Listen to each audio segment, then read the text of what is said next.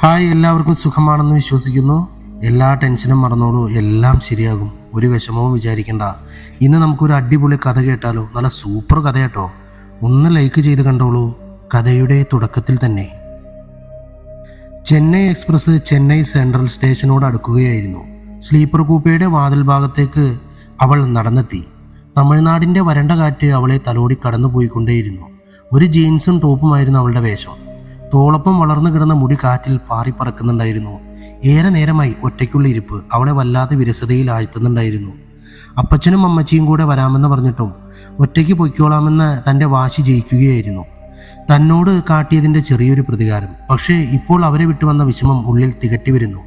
എങ്കിലും തൻ്റെ അലക്സച്ചായനെ കാണാനാകുമെന്ന് ഓർത്തപ്പോൾ അവൾക്ക് സന്തോഷവും തോന്നി. അവൾ പുറംകാഴ്ചയിൽ മുഴുകി നിന്നു. ആകാശത്ത് കാർമേഘങ്ങൾ ഉരുണ്ടുകൂടി തുടങ്ങി. പ്രതീക്ഷിക്കാതെ വരാൻ പോകുന്ന മഴയുടെ മുന്നൊരുക്കം പോലെ കാർമേഘങ്ങൾക്കിടയിൽ ശക്തമായി ഇടിവെട്ടുന്നുണ്ടായിരുന്നു. മഴക്കോള് കണ്ട് തിരക്കേറിയ ചെന്നൈ നഗരത്തിന്റെ സന്തതികൾ പരക്കം മാഞ്ഞു. റെയിൽവേ സ്റ്റേഷനിൽ ആളുകളുടെ അങ്ങോട്ടും ഇങ്ങോട്ടുമുള്ള ഓട്ടവും തിരക്കുകളുമെല്ലാം ആസ്വദിച്ച് അവിടെയുള്ള ബെഞ്ചിൽ ആലിസിനെയും പ്രതീക്ഷിച്ച് ചാരിയിരിക്കുകയാണ് അലക്സ്. അവളുടെ ഇങ്ങോട്ടുള്ള വരവ് സന്തോഷത്തോടെ ആയിരിക്കില്ലെന്ന് അവനറിയാമായിരുന്നു. വീട്ടുകാർ നാട് കടത്തിയതിന് പെങ്ങൾക്ക് അതിയായ ദേഷ്യം കാണും. ആലിസ് ഇവിടെ എത്തി എന്തൊക്കെയോ കാട്ടിക്കൂട്ടുമെന്നോർത്ത് അവന് ചെറിയൊരു ആശങ്കയും തോന്നി. എങ്കിലും മാസങ്ങൾക്ക് ശേഷമുള്ള ഈ കണ്ടുമുട്ടൽ അവനും സന്തോഷം തന്നെയായിരുന്നു. തൻ്റെ കുഞ്ഞു പെങ്ങളെ അവൻ അത്രത്തോളം സ്നേഹിച്ചിരുന്നു. പാലായിലെ പ്ലാന്റർ ജോസഫിൻ്റെയും മേരിക്കുട്ടിയുടെയും മക്കളാണ് ഇരുവരും. ദക്ഷിണേന്ത്യ മുഴുവനും വ്യാപിച്ചു കിടക്കുന്ന അത്രേയ ഗ്രൂപ്പിൻ്റെ ചെന്നൈയിലുള്ള മെഡിക്കൽ കോളേജിൽ അസിസ്റ്റന്റ് പ്രൊഫസറാണ് അലക്സ്. ആളൊരു എടുത്തുചാട്ടക്കാരനാണെങ്കിലും ഡീസന്റ് സ്വഭാവമാണ്. പിന്നെ അല്ലറ ചില്ലറ വായ്നോട്ടം, അത് സ്വാഭാവികമായി എല്ലാ മനുഷ്യരിലുമുള്ള ഒന്നാണ്. അവനിൽ അല്പം കൂടുതലുണ്ടെന്ന് മാത്രമെന്ന് ആലിസ് അവനെ കളിയാക്കാറുണ്ട്. പിന്നെ ട്രെയിൻ കയറി വരുന്ന ആലിസ് അതൊരു ഒന്നൊന്നര മുതലാണ്. തനി പാലാക്കാരി അച്ചായത്തി. കക്ഷി ഡോക്ടറാകാൻ വേണ്ടി നാട്ടിൽ നിന്ന് വണ്ടി പിടിച്ചതാണ്. വലിയ താല്പര്യമൊന്നും ഉണ്ടായിട്ടല്ല.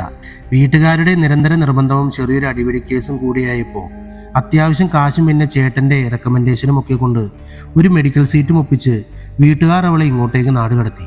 അതിൻ്റെ ദേഷ്യത്തിലാണ് അപ്പച്ചനും അമ്മച്ചിയും ഇങ്ങോട്ടേക്ക് വരേണ്ടെന്ന് അവൾ വാശി പിടിച്ചത്. ട്രെയിൻ സ്റ്റേഷനിലെത്തിയെന്ന അറിയിപ്പ് കേട്ട അലക്സ് ആലിസിന് ഫോൺ ചെയ്തു.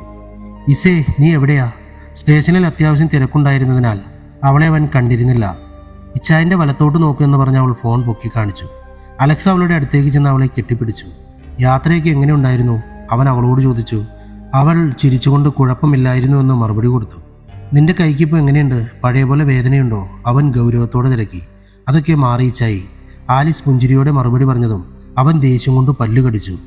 നിന്റെ കൈ തല്ലി ഒടിച്ചവന്മാരെ ഒരിക്കലും എൻ്റെ കയ്യിൽ കിട്ടും. അന്ന് കാണിച്ചു കൊടുക്കും ഈ അലക്സ് ആരാണെന്ന്. എൻ്റെ പെങ്ങളുടെ കൈ തല്ലി ഒടിക്കാൻ അവൻ എന്ത് ധൈര്യമുണ്ടായിട്ടാ? ഞാൻ ഇവിടെയായിപ്പോയി, അല്ലെങ്കിൽ അലക്സ് അമർഷം പൂണ്ടു. ആലിസ് കലി പൂണ്ട് അവനെ നോക്കി. ദേ ഇച്ചായ, എൻ്റെ തനി ഗുണം എടുപ്പിക്കരുത്. എൻ്റെ കൈ ആരും തല്ലി ഒടിച്ചതല്ല. ഞാൻ കാല് തെറ്റി വീണതാണെന്ന് പല പ്രാവശ്യം പറഞ്ഞു. ഇനി തല്ലി ഒടിച്ചെന്ന് പറഞ്ഞാൽ ഞാൻ നിന്റെ തലമണ്ട ഞാൻ തല്ലി പൊട്ടിക്കും. ദേഷ്യം കൊണ്ട് അവളുടെ മുഖം ചുവന്നിരുന്നു. അവൾ കലിയോട് പറഞ്ഞത് കേട്ട് അലക്സ് വാ പൊത്തി ചിരിയായിരുന്നു. തന്നെ കളിയാക്കിയതാണെന്ന് മനസ്സിലാക്കി അവൾ പിന്നെ ഒന്നും നോക്കിയില്ല. കൊടുത്തു അവൻ്റെ വയറ്റിനിട്ടൊരു നല്ല ഇടി. വേദന കൊണ്ട് പൊളഞ്ഞ അവൻ വയറും പൊത്തി നിലത്തേക്ക് ഇരുന്നു പോയി. ഇതെല്ലാം കണ്ട് ചിരിച്ചുകൊണ്ട് അവരെ കടന്നു പോകുന്ന പെൺകുട്ടികളെ കണ്ട് അവൻ ദയനീയതോടെ ആലീസിനെ നോക്കി. അവളൊരു കൂസലില്ലാതെ നിന്നു. എണീറ്റ് വാടയിച്ചായി, അവൾ മുഖം കൂട്ടി പറഞ്ഞു. അവൻ എഴുന്നേറ്റ് വയർ തടവി. നിന്നോട് നല്ലത് പറയാൻ വന്ന എനിക്കിത് തന്നെ വേണം, അവൻ പിറുപിറുത്തു. ഓ, ഇല്ലെങ്കിൽ ഇച്ചായി കുറെ തല്ലിമറിക്കും. ഒരു തല്ലുകാരൻ വന്നേക്കുന്നു. ഇസ അവനെ നോക്കി പുച്ഛത്തോടെ പറഞ്ഞു. ഞാനല്ലാതെ നിനക്ക് ആരാ വേറെ തല്ലു കൊടുക്കാനുള്ളത്? അവൻ ഗമയോടെ പറഞ്ഞു. അതിനൊക്കെ ഞാൻ വേറെ ആളെ കണ്ടുപിടിച്ചോളാം. ഇച്ചായി ബുദ്ധിമുട്ടണ്ട. അവളും വിട്ടുകൊടുക്കാൻ തയ്യാറാകാതെ പറഞ്ഞു. നീ വേണ്ടാട്ടാ, നീ ആരാന്നാ നിന്റെ വിചാരം? കാർ പാർക്കിങ്ങിലേക്ക് നടക്കുമ്പോൾ ആലിസിന്റെ തലയ്ക്കൊരു കൊട്ടു കൊടുത്തുകൊണ്ട് അവൻ ചോദിച്ചു. അതൊക്കെ എൻ്റെ ഇഷ്ടം. ഞാൻ പറഞ്ഞാൽ മറിച്ചൊന്നും ചോദിക്കാതെ പോയി തല്ലു കൊടുക്കുന്നവനെ ഞാൻ കിട്ടും. അല്ലാതെ നിന്നെപ്പോലെ അടിയെന്ന് എഴുതി കാണിച്ചാൽ കണ്ടം വഴി ഓടുന്നവനെ അല്ല. കേട്ടോടാ പേടിത്തൊണ്ടാ. അവനവളെ മിഴിച്ചു നോക്കി. എന്തേ? അവൾ അവനെ നോക്കി പേടിപ്പിച്ചു. എന്നാലും എൻ്റെ ഇസേ, നിനക്ക് നന്നാകാനൊരു പ്ലാനുമില്ലേ? ഇല്ലാലോ. അവൾ അവനെ നോക്കി പറഞ്ഞിട്ടും ചുറ്റും വീക്ഷിച്ചു. ഇങ്ങനെ കറങ്ങി നടക്കണം. ആരെങ്കിലുമൊക്കെ ലൈനടിക്കണം. കൊള്ളാവുന്നവനാണെങ്കിൽ കെട്ടി ലൈഫ് സെറ്റാക്കണം. സംസാരിച്ചുകൊണ്ടിരിക്കുമ്പോൾ അവളുടെ നോട്ടം ഒരു സ്ഥലത്തേക്ക് ചെന്നിടിച്ചു. അവൻ പക്ഷെ അവളെ പുച്ഛത്തോടെ നോക്കി. പിന്നെ നിനക്ക് വേണ്ടി ചെക്കന്മാർ ക്യൂ അല്ലേ? ഒന്ന് അങ്ങോട്ട് നടന്നേടി പിശാച്ചേ. അവൾ വളയ്ക്കാൻ നടക്കുന്നു. മര്യാദക്കൊക്കെയാണെങ്കിൽ നിനക്ക് കൊള്ളാം, അല്ലെങ്കിൽ അപ്പൻ ഇങ്ങോട്ട് വരും. അപ്പോഴും മോള് ഇത് തന്നെ പറയണം. അവൻ്റെ കളിയാക്കൽ കേട്ട് അവൾക്ക് ദേഷ്യം വന്നു. കൂടുതലങ്ങ് പുച്ഛിക്കല്ലേ ചായ, അതേ അങ്ങോട്ട് നോക്ക്. അവൾ പാർക്കിംഗ് ഏരിയയുടെ സൈഡിലേക്ക് കൈ ചൂണ്ടിക്കാട്ടി അലക്സിനോട് പറഞ്ഞു. വേണമെങ്കിൽ ആ ജീപ്പിന്റെ ബോണറ്റിലിരിക്കുന്ന ചുള്ളനെ ഞാൻ വളച്ചു കാണിക്കാം, കാണണോ? അവൾ പരിഹാസത്തോടെ അവനെ ചൊടിപ്പിക്കാനായി ചോദിച്ചു. അവൾ കൈ ചൂണ്ടിയ ഭാഗത്തേക്ക് നോക്കി അലക്സ് കണ്ടത് ഒരു റേഞ്ച് റോവറിന്റെ മുകളിൽ കയറിയിരിക്കുന്ന യുവാവിനെയാണ്. നല്ല സ്റ്റൈലിൽ വെട്ടിയ മുടിയും കട്ടത്താടിയുമുള്ള ഒരുത്തൻ. കൂളിംഗ് ഗ്ലാസും വെച്ചും എങ്ങും ശ്രദ്ധിക്കാതെ മൊബൈൽ ഫോണിൽ എന്തോ ചെയ്തുകൊണ്ടിരിക്കുകയാണ്. അവന്റെ കയ്യിൽ നക്ഷത്രങ്ങളെപ്പോലെ തിളങ്ങുന്ന കല്ലുകൾ കൊണ്ടൊരു മാലയും ചുറ്റിപ്പിടിച്ചിരുന്നു. ഒറ്റ നോട്ടത്തിൽ തന്നെ ആരും നോക്കിപ്പോകും, അത്രയും തേജസ്സുള്ള യുവാവ്. അലക്സ് ഒന്നേ നോക്കിയുള്ളൂ. ഞെട്ടൽ കൊണ്ട് അവൻ നിന്ന് വിറയ്ക്കാൻ തുടങ്ങി. അവനെ നോക്കി നിൽക്കുന്ന ഇസയുടെ കയ്യിൽ പിടിച്ചു വലിക്കാൻ അലക്സ് ശ്രമിച്ചെങ്കിലും അലക്സിന്റെ വിറയ്ക്കുന്ന കൈകൾ അതിന് ശേഷിയില്ലായിരുന്നു. തിരിഞ്ഞു നോക്കി ഇസ അവന്റെ മുഖത്തെ ഭയം കണ്ട് പകച്ചുപോയി. ആദ്യമായാണ് അലക്സ് ഇത്രയും പേടിച്ച് അവൾ കാണുന്നത്. എന്താ ഇച്ചായി മുഖം വല്ലാണ്ടിരിക്കുന്നത്? ഞാൻ തമാശയ്ക്ക് പറയുന്നതല്ലേ ഇച്ചായി. ഇച്ചായി വാ, നമുക്ക് പോകാം. അവൾ അലക്സിനെയും വിളിച്ചുകൊണ്ട് തിരിഞ്ഞു നടക്കാൻ ഭാവിച്ചതും അവളെ തട്ടിമറിച്ചിട്ട് ഒരാൾ ആ യുവാവിനെ ലക്ഷ്യമാക്കി ഓടി. ആരുടെ 16-ന് പോകുവാടാ പുല്ലേ? നിലത്ത് കിടന്ന ഇസ അയാളെ ചീത്ത വിളിച്ചു. അവളെ തിരിഞ്ഞു പോലും നോക്കാതെ അയാൾ ഓടി ആ യുവാവിന്റെ അടുത്തെത്തി. കൈമുട്ടിൽ പറ്റിയ പൊടി തൂത്തുകൊണ്ട് നിലത്തിരുന്ന ഇസയെ അലക്സ് പിടിച്ചെഴുന്നേൽപ്പിച്ചു. ഇവനൊന്നും കണ്ണു കണ്ടൂടെ? അവൾ അമർഷത്തോടെ അയാളെ നോക്കി പറഞ്ഞു. യുവാവിന്റെ അരികിലേക്ക് ഓടിപ്പോയ ആളെ അവൾ സൂക്ഷിച്ചു നോക്കി. മധ്യവയസ്കനായ അയാളുടെ വേഷം കണ്ടാൽ തന്നെ അറിയാം പണത്തിന്റെ മീതെ ഉറങ്ങുന്നവനാണെന്ന്. ചെറ്റ, അവൾ മനസ്സിൽ പറഞ്ഞു. ഓടിയെത്തിയ മധ്യവയസ്കൻ കാറിലിരിക്കുന്ന യുവാവിന് മുമ്പിലായി മുട്ടുകുത്തി നിന്നു. ഭയം നിറഞ്ഞ കണ്ണുകളോടെ അയാൾ അവന് നേരെ കൈകൂപ്പിക്കൊണ്ട് കരഞ്ഞപേക്ഷിച്ചു. മന്നിച്ചിട് ഭായി, ഇനിമേ തപ്പ് പണ്ണ മാട്ട ഭായി, തെരിയാമതാ പണ്ണിട്ട് ഇന്ത വാട്ടി മന്നിച്ചിട് ഭായി. അവൾ ഓരോന്നും പറഞ്ഞുകൊണ്ട് യുവാവിന്റെ കാലിൽ പിടിച്ച് മാപ്പപേക്ഷിച്ച് കരയുകയായിരുന്നു. ഇതെല്ലാം അലക്സും ആലിസും മാത്രമല്ല, സമീപത്തായി നിന്നിരുന്ന മറ്റു ചിലരും കാണുന്നുണ്ടായിരുന്നു. എന്നാൽ അവളെ ഞെട്ടിച്ചുകൊണ്ട് ഇത്രയൊക്കെ നടന്നിട്ടും മൊബൈലിൽ നിന്നും ശ്രദ്ധ തിരിക്കാതെ നിന്ന ആ ചെറുപ്പക്കാരിലായിരുന്നു. അവൾ ആകാംക്ഷയോടെ അലക്സിനോട് ചോദിച്ചു, ഇച്ചായിക്കറിയാമോ അതാരാണെന്ന്? അവളെ ഒന്ന് നോക്കി ശ്വാസം വലിച്ചു വിട്ട ശേഷം അവൻ പറഞ്ഞു, രാക്ഷസൻ. അവൾ അത്ഭുതത്തോടെ അവനെ നോക്കി. അലക്സ് അവിടെ നടക്കുന്നത് നോക്കാനായി കണ്ണുകൊണ്ട് കാണിച്ചു. അവളുടെ മനസ്സിൽ പല ചോദ്യങ്ങളും ഉയർന്നു. എന്തായിരിക്കും ഇച്ചായി അയാളെ രാക്ഷസനെന്ന് വിളിച്ചിട്ടുണ്ടാകുക? ഇനി വല്ല ഗുണ്ടയുമാകുമോ? പക്ഷെ കണ്ടിട്ട് അങ്ങനെയൊന്നും തോന്നുന്നുമില്ല. അവൾ നോക്കിയപ്പോൾ അയാൾ ഇപ്പോഴും അവന്റെ കാലിൽ പിടിച്ച് മാപ്പപേക്ഷിക്കുകയാണ്. ഇതിനിടെ മൊബൈലിൽ നിന്നും ശ്രദ്ധ മാറ്റിയ യുവാവ് തന്റെ കാലിൽ പിടിച്ചിരിക്കുന്ന മധ്യവയസ്കനെ നോക്കി പുഞ്ചിരിച്ചു. അവൻ മുഖത്തെ കണ്ണാടി ഒരു ബോണറ്റിൽ വെച്ചു. അതോടെ അയാൾ കാലിൽ പിടിമുറുക്കിക്കൊണ്ട് പേടിച്ചു കരഞ്ഞു. ഇന്ത വാട്ടി മന്നിച്ചിട് ഭായ്, ഇനിമേ പക്കമേ വരമാട്ടേം ഭായ്. അവൻ അയാളെ ആശ്വസിപ്പിക്കാനെന്നോണം തന്റെ കാലിൽ പിടിച്ചിരുന്ന അയാളുടെ കൈകളിൽ പിടിച്ചുകൊണ്ട് മധ്യവയസ്കനെ എഴുന്നേൽപ്പിച്ചു. പേടിച്ചരണ്ട മുഖത്തോടെ നിൽക്കുന്ന അയാളുടെ കണ്ണുനീർച്ചാൽ അവൻ തുടച്ചു മാറ്റി. എന്നെ സൈമ, ഞാൻ വരമാട്ടേന്ന് നീ നനച്ചാ? സൈമൻ എന്ന സൈമൻ ജോസഫ് പേടിച്ചു കരഞ്ഞുകൊണ്ട് അവനോട് വീണ്ടും വീണ്ടും മാപ്പപേക്ഷിച്ചു. തെരിയാമതാ ഭായ്, മന്നിച്ചിട് ഭായ്, ഇനിമേ തപ്പ് പണ്ണമാട്ടെ ഭായ്. ഉനക്ക് എൻ ഉയർ വേണമാ സൈമ? തുടർന്ന് പറയാൻ തുടങ്ങിയ സൈമണിന്റെ ചുണ്ടിൽ വിരൽ വെച്ചുകൊണ്ട് തടഞ്ഞുകൊണ്ട് അവൻ ചോദിച്ചു. അവന്റെ ചോദ്യം ഇടിമുഴക്കം പോലെ സൈമണിന്റെ കാതിൽ പതിച്ചു. ഇന്ത വാട്ടി മന്നിച്ചിട് ഭായ്, ഞാൻ എങ്കെയാവത് പോയി പിഴച്ചുക ഭായ്. അയാൾ പറയുന്നത് കേട്ട് അവൻ തന്റെ കൈകൾ കൊണ്ട് സൈമണിന്റെ മുടിയിൽ അവൻ തലോടിക്കൊണ്ടേയിരുന്നു. ഇന്ത എടുത്തേ വിട്ട് നീ എങ്ക പോകും സൈമ? നീ പോണാൽ ഉന്നോടെ സ്വത്തെല്ലാം യാറ് പാത്തപ്പാ? അവൻ സങ്കടത്തോടെ ചോദിച്ചു. ഉയർ മട്ടും പോതും ഭായ്, വിട്ടിടുങ്ക ഭായ്. അയാൾ പറഞ്ഞത് കേട്ട് അവൻ ചിരിച്ചു. ശരിയടാ, ഇന്ത വാട്ടി ഉന്നെ മന്നിച്ചിട്ട് ഉന്നുയർ എനിക്കെതുക്ക്? അന്ധഭാവമെല്ലാം എനിക്ക് വേണ്ട. സൈമൺ വിശ്വാസം വരാതെ അവനെ നോക്കി നിന്നു. നജമാ താൻ ചൊല്ലിട്ടെ സൈമ, അവൻ പറഞ്ഞു. ഞാൻ വെറും വാക്ക് പറയാറില്ലെന്ന് അറിയില്ലേ സൈമ നിനക്ക്? വിശ്വാസം വരാതെ സൈമൺ നോക്കുന്നത് കണ്ട് അവൻ പറഞ്ഞു. സൈമണിന്റെ മുഖത്ത് പുഞ്ചിരി വിടർന്നു. ജീവൻ തിരിച്ചു കിട്ടിയ ആശ്വാസത്തിൽ സൈമൺ അവനെ നന്ദിയോടെ നോക്കി. ഇനിമേ ഞാൻ ഉങ്ക മുന്നാടി വരമാട്ടെ ഭായി, എൻ ഉയർ സത്യം വരമാട്ടെ ഭായി. അത് കേട്ട് അവൻ കയ്യിലിരുന്ന ഫോൺ പോക്കറ്റിലേക്കിട്ട ശേഷം സൈമണിന്റെ മുഖം തന്റെ കൈക്കൊമ്പിളിലേക്കെടുത്ത് അവന്റെ നെറുകയിൽ മുത്തി. അവന്റെ അപ്രതീക്ഷിത നീക്കത്തിൽ സൈമൺ അമ്പരന്ന് നിന്നു. ആ അമ്പരപ്പ് മാറുന്നതിന് മുമ്പ് അവൻ തന്റെ ഇരു തള്ളവിരലുകളും കൊണ്ട് സൈമണിന്റെ 2 കണ്ണുകളും കുത്തി ചൂഴ്ന്നെടുത്തു. കുതിരാൻ ശ്രമിച്ച സൈമണിന് അവന്റെ ജീവൻ തന്നെ പറിച്ചെടുക്കുന്ന പോലെ തോന്നി. വേദന കൊണ്ട് പൊളഞ്ഞ സൈമൺ അലറിക്കൊണ്ട് താഴേക്ക് വീണു. കണ്ണിൽ വിരൽ കുത്തിയിറക്കിയപ്പോൾ തെറിച്ചു വീണ സൈമണിന്റെ രക്തം അവന്റെ മുഖത്തെ ചുവപ്പിച്ചു. രക്തം തുടച്ചു മാറ്റാൻ പോലും തയ്യാറാവാതെ അവൻ സൈമണിന്റെ നെഞ്ചിൽ ചവിട്ടി നിന്നു. ഇനി നീ എന്റെ മുന്നിൽ വന്നാലും നിനക്കെന്നെ കാണാനാവില്ല സൈമ. ഇനി നിന്റെ ജീവൻ തീരുന്നവരെ കണ്ണുകളിൽ വർണ്ണങ്ങളില്ലാതെ കാതുകളിൽ പന്നിക്കൂട്ടിലെ മുരൾച്ചകൾ മാത്രം കേട്ട് കാലം കഴിക്കാം. എന്റെ ജീവൻ എടുക്കാൻ വേണ്ടി ആശിച്ച നിനക്ക് ഇത്രയെങ്കിലും ഞാൻ ചെയ്തു തരേണ്ടേ? അവന്റെ പുഞ്ചരി സൈമണിന്റെ രക്തത്തിൽ മുങ്ങിപ്പോയി. അവൻ കാറിലേക്ക് കയറുന്നതിന് മുമ്പായി കാഴ്ചക്കാരായി നിന്ന് എല്ലാവരെയും നോക്കി. ചുറ്റുമുണ്ടായിരുന്നവർ പരിഭ്രാന്തരായി ചിതറി ഓടുകയായിരുന്നു. ഈ സമയം തന്റെ കൺമുന്നിൽ കണ്ട കാഴ്ചയുടെ നടുക്കം വിട്ടുമാറാതെ ആലിസ് അലറി വിളിച്ചു. ഭയന്നുപോയ അലക്സ് അവളുടെ വാ പൊത്തിയപ്പോഴേക്കും അവൾ ബോധരഹിതയായി. അവളെ താങ്ങിയെടുക്കുമ്പോൾ അവൻ കണ്ടു തങ്ങളെ വീക്ഷിക്കുന്ന രാക്ഷസനെ. ചുടുരക്തം പടർന്നൊഴുകുന്ന മുഖം. അവൻ തങ്ങളെ വീക്ഷിച്ചുകൊണ്ട് മന്ദഹസിക്കുന്നു. ഇസ ഞെട്ടി ഉണർന്ന് ചുറ്റും നോക്കി. മുകളിലെ ഫാൻ കറങ്ങുന്ന ശബ്ദം അവിടെ മുഴങ്ങിക്കൊണ്ടേയിരുന്നു. സമീപത്തെ ബെഡിൽ വേറെ കുറേ പേർ കിടക്കുന്നുണ്ട്. താനൊരു ആശുപത്രിയിലാണുള്ളതെന്ന് അവൾക്ക് മനസ്സിലായി. അവൾ പരിഭ്രാന്തിയായി അലക്സിനെ തിരഞ്ഞു. അവൻ അപ്പുറത്ത് മാറിയിരുന്ന് ഉറങ്ങുന്നുണ്ട്. അവൾ ആശ്വാസത്തോടെ എഴുന്നേൽക്കാൻ ശ്രമിച്ചു. ഇച്ചായി! ഇസ ഇടറിയ ശബ്ദത്തോടെ അവനെ വിളിച്ചു. അവളുടെ ശബ്ദം കേട്ട അലക്സ് മയക്കം വിട്ടുണർന്നു. അവൻ ഇസ ഉണർന്നത് കണ്ട് ആശ്വാസം തോന്നി. അലക്സ് അവളുടെ സമീപത്തേക്ക് വന്നിരുന്നു. അവളെ തലോടി ആശ്വസിപ്പിച്ചു. നിറഞ്ഞ കണ്ണുകളോടെ അവൾ അവനെ കെട്ടിപ്പിടിച്ചു കരഞ്ഞു. അവളുടെ കണ്ണിൽ നിന്നും എത്ര ശ്രമിച്ചിട്ടും ആ കാഴ്ച മായുന്നുണ്ടായിരുന്നില്ല. അവളുടെ ഉള്ളിൽ ഭയം മാത്രമായിരുന്നു.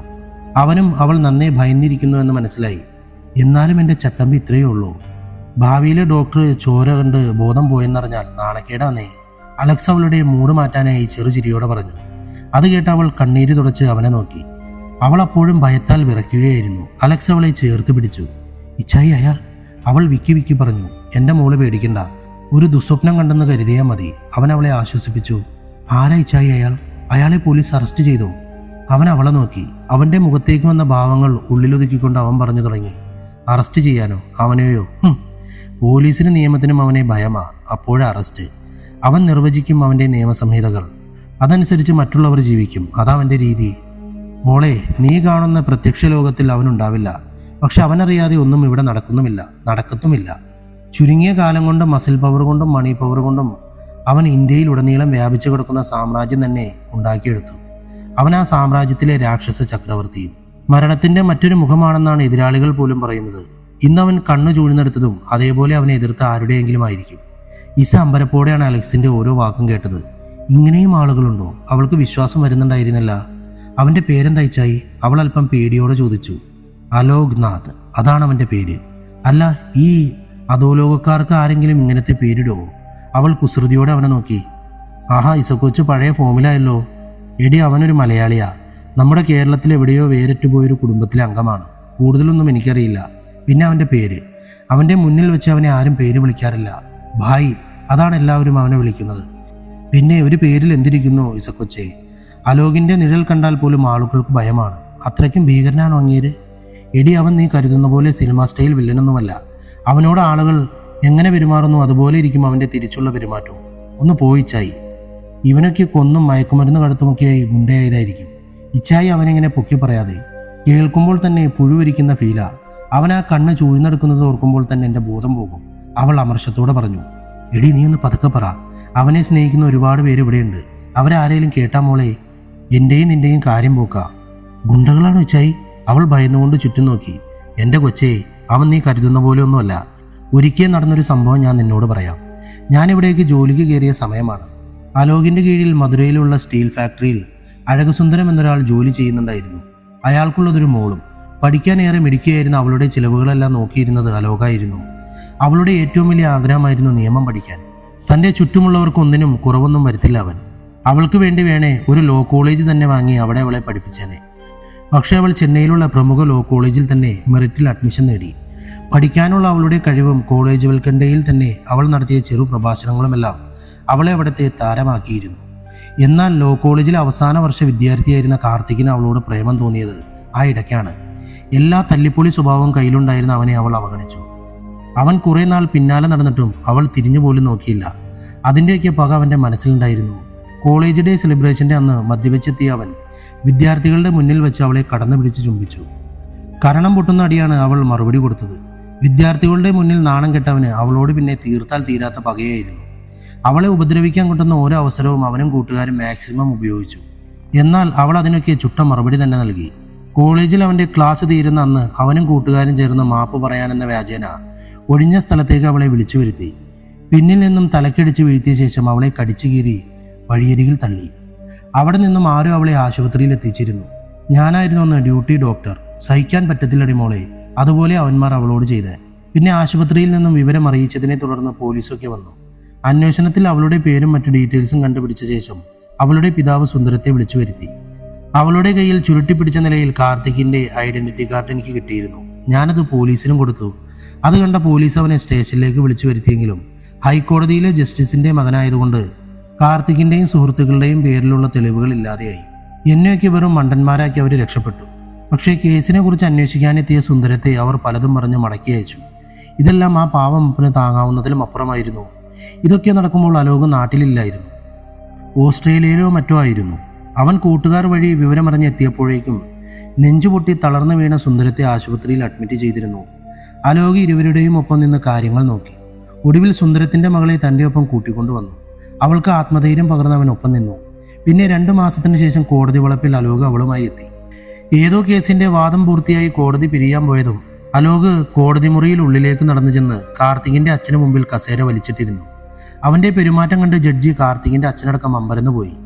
അന്നേ വരെ ആരും ധൈര്യപ്പെടാത്ത ഒരു കാര്യമായിരുന്നു അവൻ ചെയ്തത്. Who are you? What is going on here? Judge ദേഷ്യത്തോട് ചോദിച്ചു. കോടതി മുറിക്കുള്ളിൽ ആളുകൾ ഒന്നും മനസ്സിലാകാതെ പരസ്പരം നോക്കി. യോ, ഇവനെ അറസ്റ്റ് പണി എഴുത്തിട്ട് പോയാ? എവളോ തിമിര് ഇരുന്നാതാ ഇപ്പടി കോട്ടക്ക് മുന്നാടി ചേർ പൂട്ടി ഉക്കാറുവേ. അയാൾക്ക് അരിശം തീരുന്നുണ്ടായിരുന്നില്ല. അലോക് ചിരിയോടെ അവിടെ ഇരുന്നു. അയാൾ ഗാർഡ് ഡ്യൂട്ടിയിലുള്ള പോലീസുകാരെ നോക്കി. അയാൾക്ക് തന്റെ ദേഷ്യം സഹിക്കാനായില്ല. കാരണം തന്റെ വാക്കുകൾക്ക് പുല്ലുവില പോലും നൽകാതെ പോലീസുകാർ നിന്നിടത്ത് തന്നെ നിൽക്കുകയായിരുന്നു. ഓഫീസർ, നിങ്ങൾ നിങ്ങളുടെ ഡ്യൂട്ടി ചെയ്തില്ലെങ്കിൽ ഇവനെതിരെ മാത്രമല്ല നിങ്ങൾക്കെതിരെ കൂടി എനിക്ക് കോടതി ലക്ഷ്യത്തിന് ആക്ഷൻ എടുക്കേണ്ടി വരും. ജഡ്ജി അവർക്ക് താക്കീത് നൽകി. എന്നാൽ അവർ നിന്നിടത്ത് നിന്നും അനങ്ങിയില്ല. ഈ സമയം അലോകിന്റെ സഹായികൾ കാർത്തികിനെയും 2 സുഹൃത്തുക്കളെയും കോടതിയിലേക്ക് വലിച്ചഴിച്ചു കൊണ്ടുവന്നു. യാർഡാ നീ? വിടറായൻ പുള്ളയെ! അയാൾ ദേഷ്യത്തോടെ അലറി. ഉന്നെ വിടമാട്ടേണ്ട ഓഫീസർ, അറസ്റ്റ്. അയാൾ ദേഷ്യം കൊണ്ട് അലറി. കാർത്തികിന്റെ അച്ഛൻ ആവർത്തിച്ച് അലറി വിളിച്ചിട്ടും ഒരു പോലീസുകാരൻ പോലും അനങ്ങിയില്ല. അലോകിന്റെ ആളുകൾ കോടതി വളഞ്ഞിരുന്നു. ഉക്കാര് ജഡ്ജിയാ, എതുക്കിപ്പിടി ടെൻഷൻ ആവറങ്ക. അലോക് എഴുന്നേറ്റ് നിന്നുകൊണ്ട് പറഞ്ഞു. ഡേയ്, ഉനക്ക് തെരിയാതെ കോട്ടോടെ പവർ എന്നാന്ന്. I will show you what I can do. അരേ വാ ജഡ്ജി സാബ്, ഇത്തന പവർഫുൾ ഡയലോഗേ. ജഡ്ജി സാബ് പറഞ്ഞതല്ലേ, ഇനി ഷോ കാണിച്ചില്ലെന്ന് വേണ്ട. ഡേയ്, ജഡ്ജി അവന് നേരെ ചീറി. ഇരിയടാ അവിടെ. അലോക് ഉച്ചത്തിൽ പറഞ്ഞതും ജഡ്ജി പതിരെ കസാരയിലേക്ക് ഇരുന്നു പോയി. അത്രയും വന്യമായിരുന്നു അവന്റെ മുഖവും ക്രോധവും. അലോക് കോടതിയുടെ സദസ്സിന് നേരെ തിരിഞ്ഞു നിന്നു. എല്ലാവരും ഭയപ്പാടോടെ അവനെ നോക്കി നിൽക്കുകയായിരുന്നു. നിങ്ങൾക്ക് മുന്നിൽ 2 മാസം മുമ്പ് ഇവിടെ വെച്ച് മൃഗീയമായ ഒരു വിദ്യാർത്ഥിനിയെ 3 പേർ ചേർന്ന് പീഡിപ്പിച്ചതിന്റെ വിചാരണയാണ് നടക്കാൻ പോകുന്നത്. ലോക്കൽ പോലീസ് തെളിവില്ലെന്ന് പറഞ്ഞ കേസിൽ ഇരയുടെ മൊഴിയും തെളിവും ഉണ്ടായിട്ടും തേഞ്ഞുമാഞ്ഞു പോയ കേസിന്റെ വിചാരണ ഇവിടെ നടക്കും. കേസിൽ 1-ാം പ്രതി കാർത്തിക് ജയകേഷ്, 2-ാം പ്രതി സെന്തിൽ രാമൻ, 3-ാം പ്രതി നകുൽ. അലോക് അവരുടെ പേര് പറഞ്ഞതും 3 പേരെയും അലോകിനൊപ്പം വന്നവർ പ്രതിക്കൂട്ടിലേക്ക് കൊണ്ടുവന്ന് നിർത്തി. അലോക് പറഞ്ഞതനുസരിച്ച് കോടതി മുന്നിലെ മുറുക്കാൻ കടയിൽ നിന്നും പാക്കുപെട്ടി അവന്റെ കയ്യിൽ കൊണ്ടുകൊടുത്തു. അവൻ അതുമായി കൊലച്ചിരിയോടെ അവരുടെ അടുത്തേക്ക് ചെന്നു. അവർ മരണത്തെ മുന്നിൽ കണ്ടെന്നവണ്ണം ഭയന്നു വിറച്ചു. അത് അലോകിന്റെ രൗദ്രത വർദ്ധിപ്പിച്ചു. അവൻ കാർത്തികിനെ ചുറ്റിപ്പിടിച്ചു. അവൻ കുതിരാൻ ശ്രമിച്ചെങ്കിലും ഫലം കണ്ടില്ല. ജഡ്ജി മകനെ ഓർത്ത് ഭയന്നു വിറച്ചു. അപ്പോൾ ഇരയാക്കപ്പെട്ട പെൺകുട്ടിക്ക് വേണ്ടി വാദിക്കാനും ആരേലും വേണ്ടേ? അവൻ അവരെ നോക്കി ചിരിയോടെ പറഞ്ഞു. കനി. അവൻ ഉറക്കു വിളിച്ചതും അവൾ അകത്തേക്ക് കയറി. അവളുടെ മനസ്സ് ഒരിക്കൽ പോലും പതറിപ്പോകാൻ സാധിക്കാത്ത വിധം ദൃഢമായിരുന്നു. ഇരയാക്കപ്പെട്ട പെൺകുട്ടിക്ക് വേണ്ടി ലോ കോളേജിലെ വിദ്യാർത്ഥിനി കനിയാണ് ബഹുമാനപ്പെട്ട കോടതിക്ക് മുന്നിൽ ഹാജരാകുന്നത്. കനിയെ അവിടെ കണ്ട കാർത്തികിന് തന്റെ ശരീരം തളരുന്ന പോലെ തോന്നി. അവൻ ആലില പോലെ വിറച്ചു. അവൾ പുച്ഛത്തോടെ അവരെ നോക്കി. മിസ്റ്റർ കാർത്തിക് ജയകേഷ്, ലോ കോളേജിലെ 1-ാം വർഷ വിദ്യാർത്ഥിനിയായ കനിയെ നിങ്ങൾ 3 പേരും ചേർന്നാണ് പീഡിപ്പിച്ചതെന്ന് പറഞ്ഞാൽ നിങ്ങൾക്ക് നിഷേധിക്കാൻ സാധിക്കുമോ? അവൾ ഒട്ടും പതറാതെ ചോദിച്ചു. കാർത്തിക് മറുപടി ഒന്നും പറയാതെ ഭയന്ന് നിന്നു. അത് കണ്ട് കലി കയറി അലോക് അവന്റെ തള്ളവിരലിന്റെ നഖം പാക്കുപെട്ടികൊണ്ട് അറുത്തുമാറ്റി. അവൻ വേദന കൊണ്ട് അലറി വിളിച്ചു കരഞ്ഞു. ജഡ്ജി മകന്റെ വേദന കാണാനാവാതെ കണ്ണുകൾ ഇറുക്കി അടച്ചു.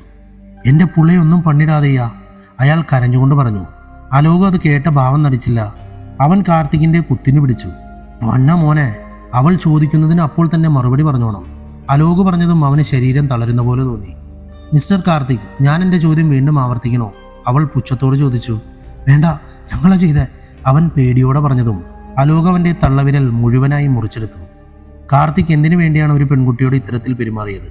എന്തായിരുന്നു ഒരു പെണ്ണിനെ ഇത്രയും ക്രൂരമായി റേപ്പ് ചെയ്യാനുള്ള കാരണം? കനി വീണ്ടും ചോദിച്ചു. അവന് എന്തു പറയണമെന്ന് അറിയില്ലായിരുന്നു. അവൻ വെപ്രാളപ്പെട്ടു. അപ്പോഴേക്കും അലോക് അടുത്ത ചൂണ്ടുവിരൽ പാക്കുവെട്ടിക്കുള്ളിൽ വെച്ചു. കാർത്തിക് ഭയന്ന് വിറച്ചു. എനിക്ക് നിന്നെ ഇഷ്ടമായിരുന്നു. എൻ്റെ ഇഷ്ടത്തെ നീ തള്ളിക്കളഞ്ഞപ്പോൾ ആ ദേഷ്യത്തിന്.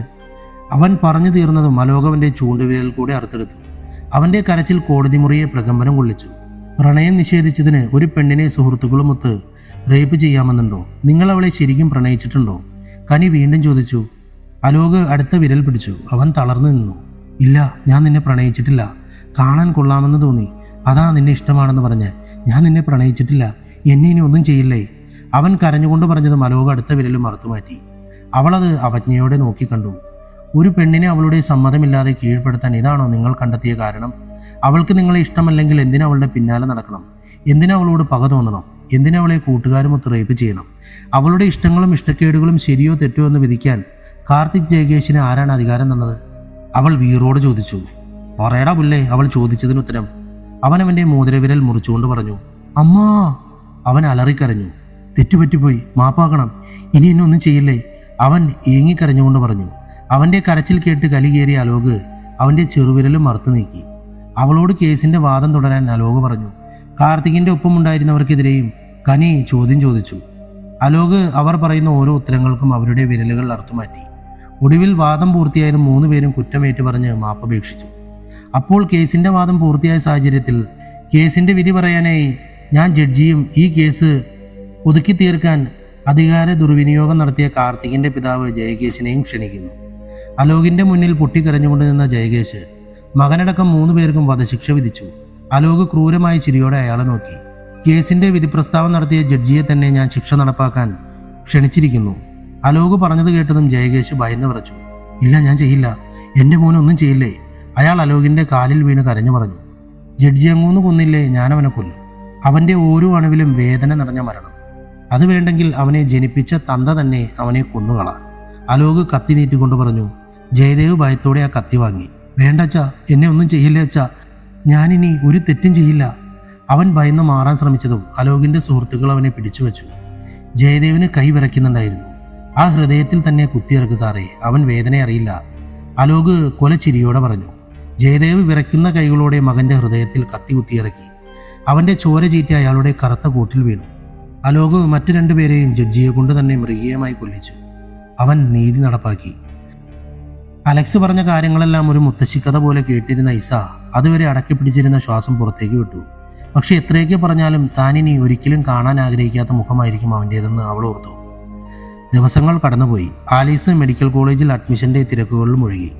അന്നത്തെ സംഭവങ്ങൾ അവൾ ഓർത്തെടുക്കാൻ പിന്നീട് ശ്രമിച്ചില്ല. പക്ഷേ കണ്ണടച്ചാൽ ആ സംഭവം അവളുടെ മുന്നിൽ തെളിഞ്ഞു വരും. അത് അവളെ തളർത്തി. അവളുടെ മാറ്റം മനസ്സിലായ അലക്സ് അവളെ പതിയെ മാറ്റിയെടുത്തു. അഡ്മിഷൻ്റെ നടപടിക്രമങ്ങൾ പൂർത്തീകരിച്ച് അവൾ ക്ലാസ്സിലേക്ക് പോയി. ആദ്യ ദിവസമാണ്. അതിൻ്റെ ആശങ്കയും അതിലുപരി ഭാവിയെക്കുറിച്ചുള്ള ആകാംക്ഷയുമായി ഇസ കോളേജിൻ്റെ കവാടത്തിൻ്റെ മുന്നിൽ നിന്നു. അവളെ കോളേജിൻ്റെ മുന്നിൽ ഇറക്കി വിട്ട ശേഷം ആരെയോ കാണാനുണ്ടെന്ന് പറഞ്ഞ അലക്സ് വണ്ടിയുമായി പോയിരുന്നു. അവൾ ക്ലാസ് ലക്ഷ്യമാക്കി നടന്നു.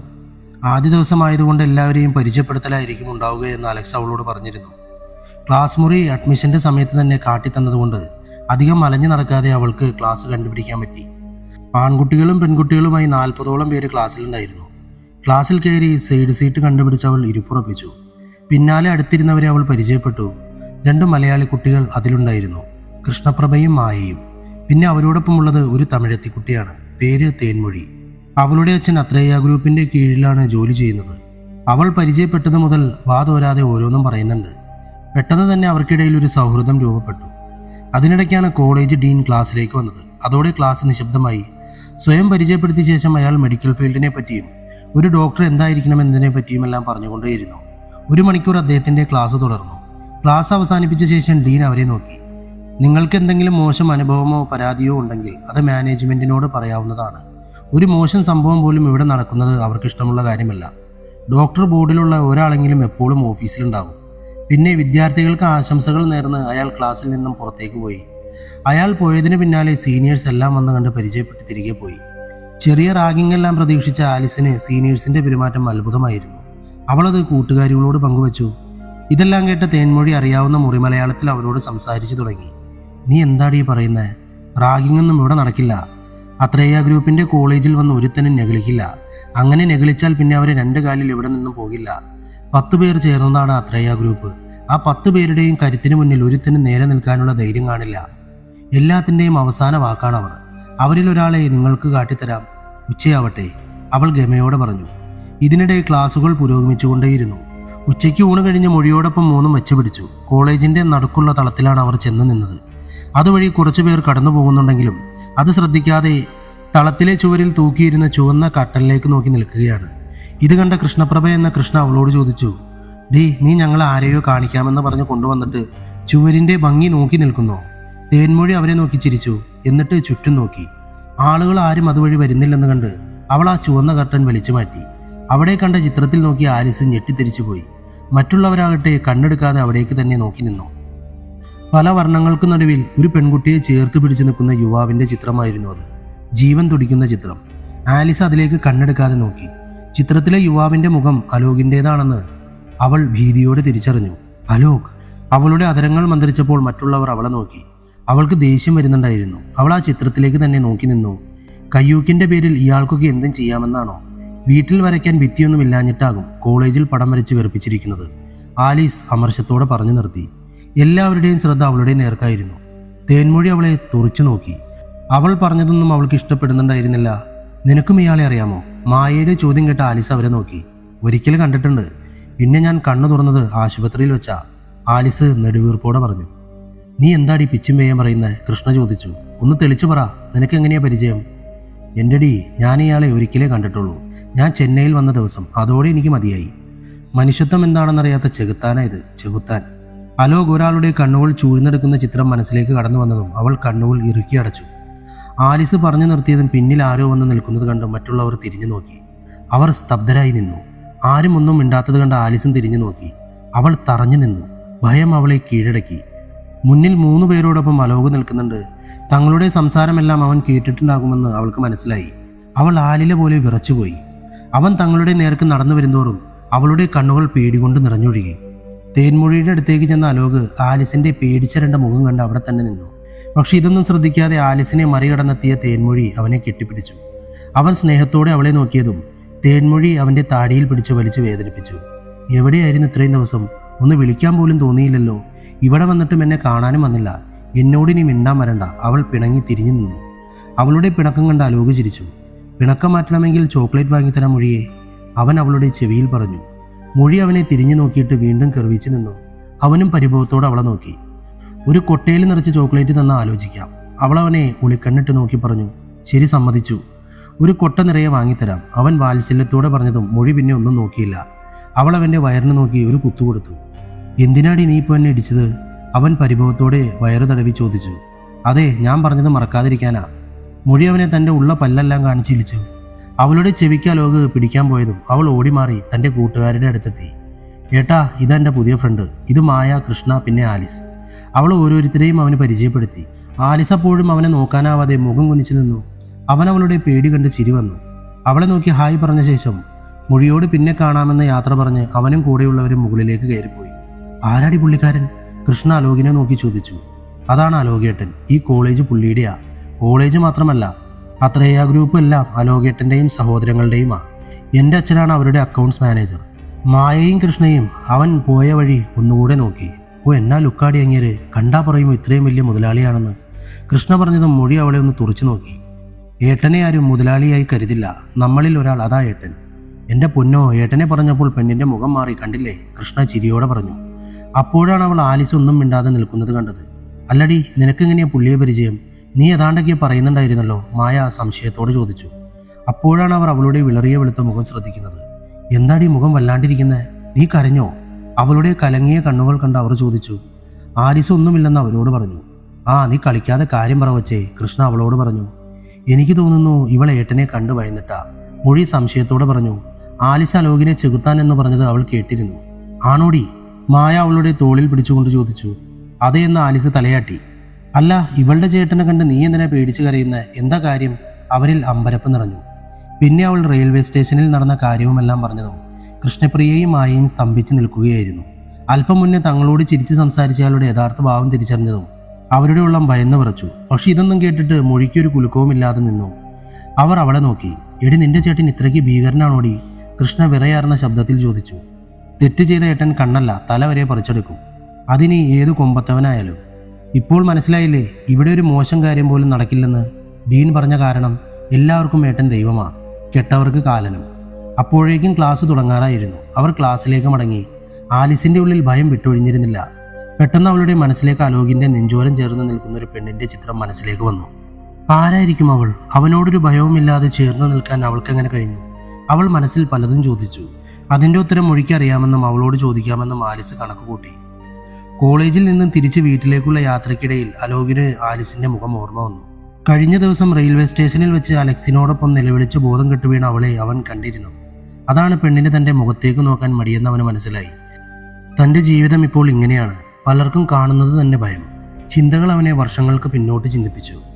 10-ാം വയസ്സിൽ രക്തത്തിൽ കുളിച്ച് പോലീസ് സ്റ്റേഷന്റെ പടികൾ നടന്നു കയറിയ രാത്രിയെക്കുറിച്ച്.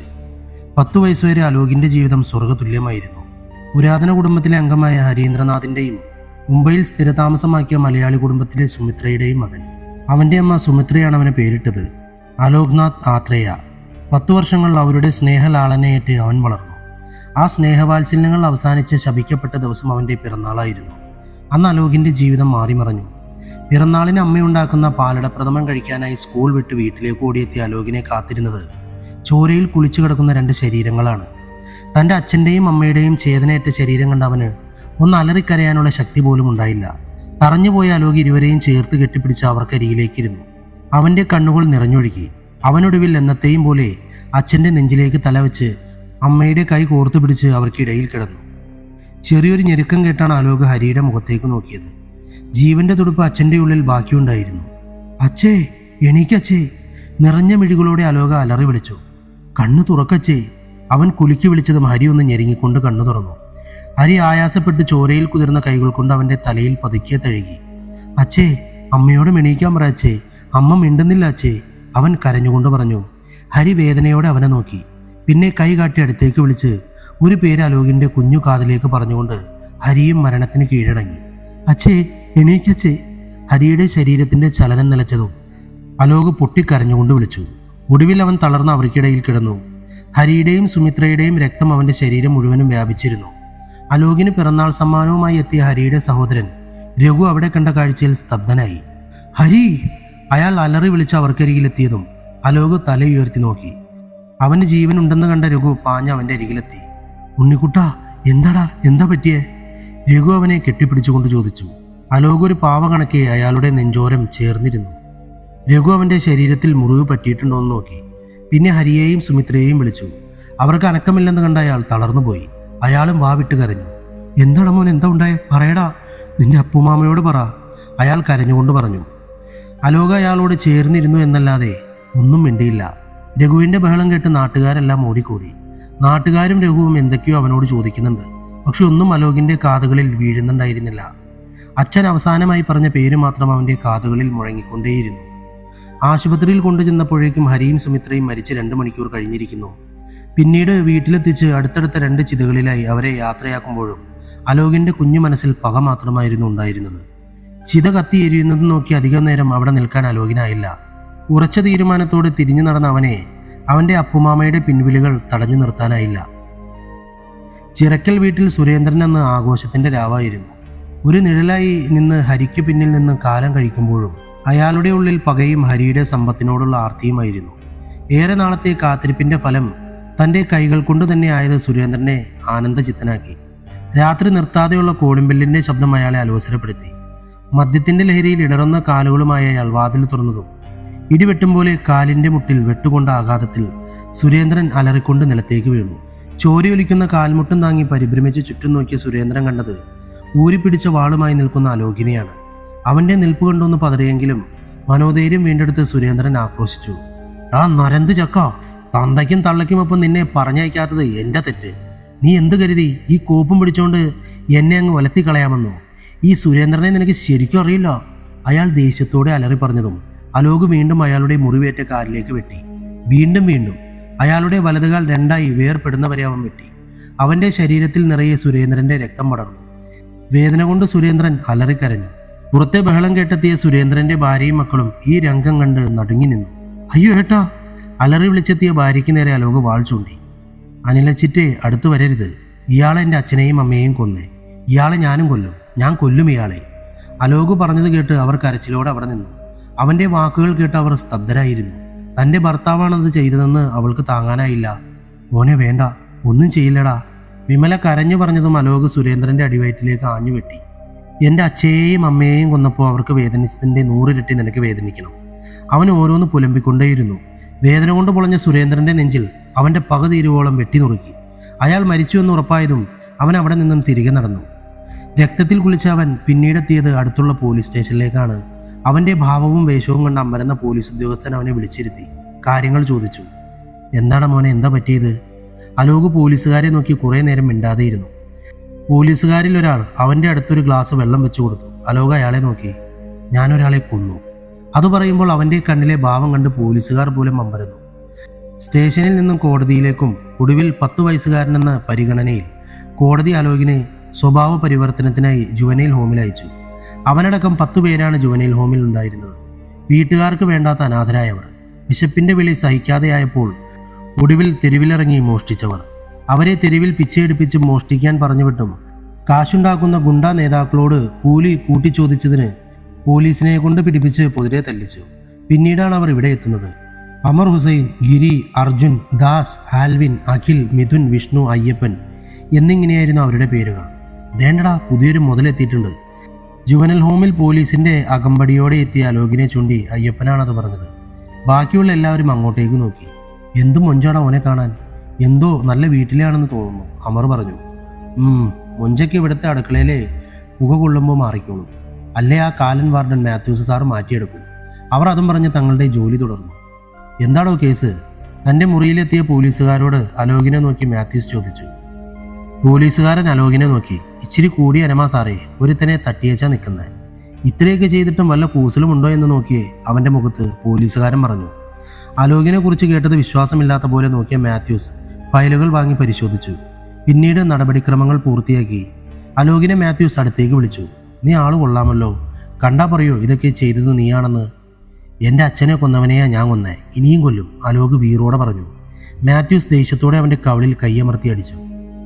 മോനെ, നിന്റെ വിളച്ചിലെല്ലാം അങ്ങ് മാറ്റി വെച്ചിട്ട് ഇതിനകത്ത് മര്യാദക്ക് നടന്നോണം, അല്ലെങ്കിൽ നിന്റെ പുറം ഞാൻ പൊളിക്കും, കേട്ടോടാ. അയാൾ അവൻ്റെ കവിൾ ഞെരിച്ചു വിട്ടു.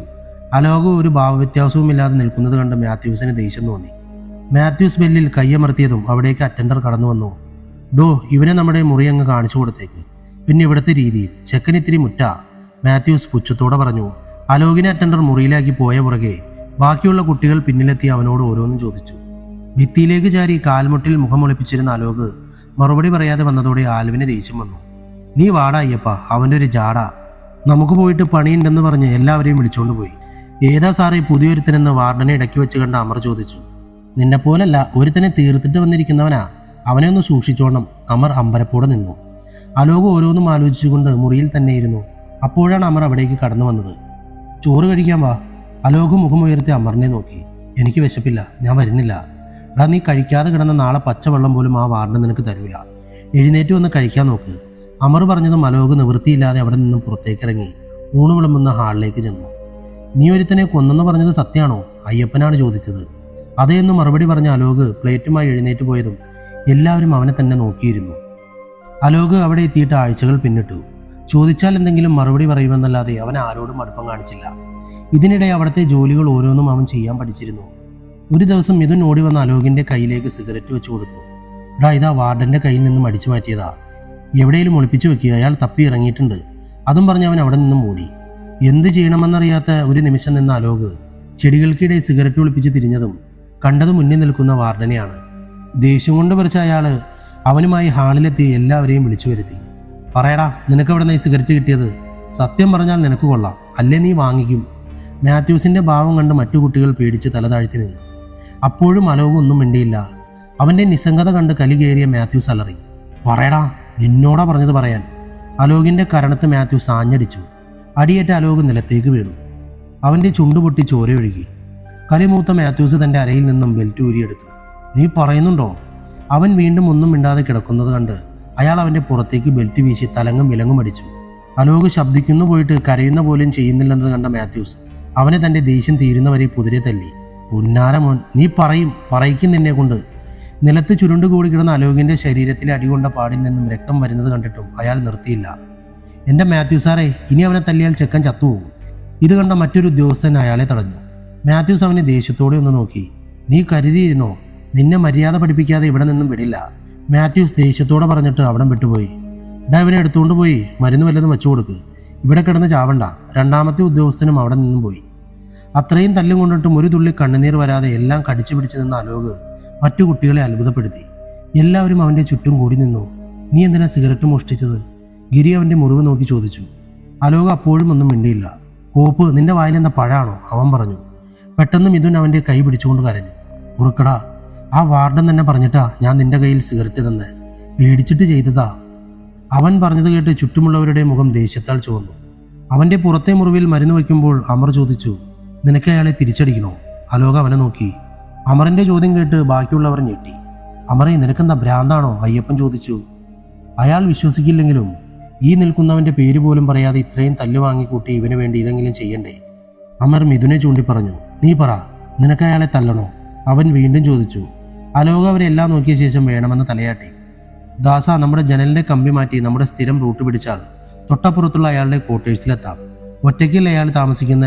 ഇവനെ തല്ലിയ സന്തോഷത്തിൽ അയാൾ അടിച്ച് വിറ്റായി കാണും, അമർ പറഞ്ഞു. രാത്രി 11 മണിയോടെ ആരും കാണാതെ ജനൽ വഴി അലോകും അമറും പിന്നാലെ ബാക്കിയുള്ളവരും പുറത്തേക്കിറങ്ങി. അവർ ജുവനൈൽ ഹോമിന്റെ വളപ്പിലെ മരത്തിൽ കയറി മതിലിന്റെ മുകളിൽ കുപ്പിച്ചില്ല് സ്ഥാപിച്ചിരിക്കുന്നിടത്ത് ഷീറ്റ് വലിച്ചിട്ടു. പിന്നെ ചുറ്റും ഒന്ന് നോക്കി ആരുമില്ലെന്ന് ഉറപ്പുവരുത്തിയ ശേഷം ഓരോരുത്തരായി മതിൽ കടന്ന് ക്വാർട്ടേഴ്സിന്റെ മുന്നിലെത്തി. അവർ ജനൽപ്പാളിയിലേക്ക് കല്ലുകൾ വലിച്ചെറിഞ്ഞു. ഒച്ച കേട്ട് മദ്യലഹരിയിലായിരുന്ന മാത്യൂസ് ചീത്ത വിളിച്ചുകൊണ്ട് കതക് തുറന്ന് പുറത്തേക്കിറങ്ങി. പെട്ടെന്നാണ് കാലിൽ എന്തോ കുടുങ്ങി അയാൾ താഴേക്ക് വീണത്. മുന്നിലെ തൂണിലേക്ക് തലയിടിച്ച് വീണ അയാളുടെ തലയ്ക്ക് അലോകൊരു മരക്കഷ്ണം കൊണ്ട് ആഞ്ഞടിച്ചു. അടിയേറ്റ് താഴേക്ക് വീണ മാത്യൂസിന്റെ തല പൊട്ടി ചോരയൊഴുകി. ആ മുറിവിലേക്ക് അലോക് വീണ്ടും അടിച്ചു. ഇതിനിടെ അമറും കൂട്ടരും അയാളെ ശരിക്കും പെരുമാറിയിരുന്നു. പിന്നീട് ബോധരഹിതനായി കിടന്ന അയാളെ അവർ താങ്ങിയെടുത്ത് കിണറ്റിലേക്കിട്ടു. വന്നതിന്റെ അടയാളങ്ങൾ മായ്ച്ച ശേഷം അവർ വീണ്ടും ജുവനൈൽ ഹോമിൽ മടങ്ങിയെത്തി. അവിടെ കിടക്കാൻ പോയ അലോകിന് നേരെ അമർ കൈനീട്ടി. അലോക് പുഞ്ചിരിയോടെ അമറിനെ കെട്ടിപ്പിടിച്ചു. പിന്നാലെ ബാക്കിയുള്ള 8 പേരും അവരെ പൊതിഞ്ഞു. ഇന്നു മുതൽ മരണം വരെ നമ്മൾ ഒന്നാ, 10 ശരീരവും ഒരു മനസ്സും, അമർ പറഞ്ഞു. അതൊരു പുതിയ സൗഹൃദത്തിന്റെ തുടക്കമായിരുന്നു. അടുത്ത പ്രഭാതം വിടർന്നത് മാത്യൂസിന്റെ മരണവാർത്തയുമായിരുന്നു. വാർത്ത 10 പേരുടെയും ഉള്ളിൽ സന്തോഷത്തിന്റെ പൂത്തിരി കത്തിച്ചെങ്കിലും ആരും അത് പുറത്ത് പ്രകടമാക്കിയില്ല. പോലീസെത്തി മൃതദേഹം പുറത്തെടുത്തു. പോസ്റ്റ്മോർട്ടത്തിന് അയച്ചു. തലക്കേറ്റ ക്ഷതവും ശ്വാസനാളത്തിൽ വെള്ളം കയറിയതും മരണകാരണമായി ഡോക്ടർ റിപ്പോർട്ട് എഴുതി. അതേസമയം വയറ്റിൽ അമിത അളവിലുണ്ടായിരുന്ന മദ്യം പോലീസിനെ അതൊരു അപകടമരണമായി കാണാൻ പ്രേരിപ്പിച്ചു. ഒപ്പം അന്ന് പുലർച്ചെ ഉണ്ടായ ശക്തമായ കാറ്റും മഴയും അവർ ബാക്കി വെച്ചുപോയ വിരലടയാളങ്ങൾ നീക്കം ചെയ്തിരുന്നു. അസ്വാഭാവിക മരണത്തിന് പോലീസ് കേസെടുത്ത് അന്വേഷണം ആരംഭിച്ചെങ്കിലും അലോകിനെയും സുഹൃത്തുക്കളെയും സംശയത്തിൽ കൊണ്ടുവരാൻ പോകുന്നതായിരുന്നില്ല ഒന്നും. ദിവസങ്ങൾ അങ്ങനെ കടന്നുപോയി. 10 പേരും ജുവനൈൽ ഹോമിലെ തങ്ങളുടെ പുതിയ സൗഹൃദം ആസ്വദിക്കാൻ തുടങ്ങിയിരുന്നു. ഇതിനിടെ പുതിയ വാർഡനും ജുവനൈൽ ഹോമിലെത്തി. മാത്യൂസിൽ നിന്നും വ്യത്യസ്തമായ അയാൾ കുട്ടികൾക്ക് കൂടുതൽ പ്രാധാന്യം നൽകി. പഠിക്കാനും ജീവിതത്തിന്റെ ലക്ഷ്യങ്ങളെപ്പറ്റിയും അയാൾ അവരെ ഉത്ബോധിപ്പിച്ചു. പഠിക്കാൻ മിടുക്കനായിരുന്ന അലോക് തന്റെ സുഹൃത്തുക്കളെയും അതിനായി പ്രേരിപ്പിച്ചു. 3 വർഷങ്ങൾക്ക് ശേഷം അലോകിനെ തനിച്ചാക്കി ബാക്കിയുള്ള 9 പേരും അവിടെ നിന്നും പടിയിറങ്ങി. അലോകിന് വല്ലാത്ത ഒറ്റപ്പെടൽ സമ്മാനിച്ചാണ് അവർ പോയത്. ഇതോടെ അവൻ പഴയ ചിന്തകളിൽ തന്നെ മുഴുകി. ഇതിനിടെ മറ്റു കുട്ടികളും ജുവനൈൽ ഹോമിൽ എത്തിയിരുന്നെങ്കിലും അലോക് അവരോട് അടുപ്പം കാട്ടിയിരുന്നില്ല. അവൻ പുസ്തകങ്ങളുടെ ലോകത്ത് മാത്രം ഒതുങ്ങി നിന്നു. ഒടുവിൽ നീണ്ട 7 വർഷങ്ങൾക്ക് ശേഷം അലോക് പുറത്തിറങ്ങുന്ന ദിവസം വന്നു. അവനെ കൂട്ടാൻ അപ്പുമാമയും എത്തിയിരുന്നു. അവിടെ നിന്നും പുതിയ ലക്ഷ്യങ്ങളോടെയാണ് അലോക് പുറത്തിറങ്ങിയത്. അപ്പുമാമ അവനെ നെഞ്ചോട് ചേർത്ത് നിർത്തിയപ്പോഴും അലോകിന്റെ കണ്ണുകൾ ചുറ്റും തന്റെ സുഹൃത്തുക്കൾ എത്തിയിട്ടുണ്ടോ എന്ന് അറിയാനായിരുന്നു. ഒടുവിൽ ആ നോട്ടം ലക്ഷ്യസ്ഥാനത്തെത്തി. അവൻ കണ്ടു ദൂരെ മാറി മരത്തിന്റെ ചുവട്ടിൽ തന്നെയും കാത്തു നിൽക്കുന്ന 9 പേരെയും. അവൻ അവരെ നോക്കി പുഞ്ചിരി തൂകി. അവരോടി അവന്റെ അരികിലെത്തി അവനെ വാരിപ്പുണർന്നു.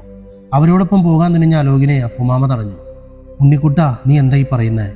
ഇവരോടൊപ്പം പോകണമെന്നോ? ഇവരുടെ കൂടെ നീ എവിടേക്ക് പോകാനാ? നീ വാ, നമുക്ക് വീട്ടിലേക്ക് പോകാം.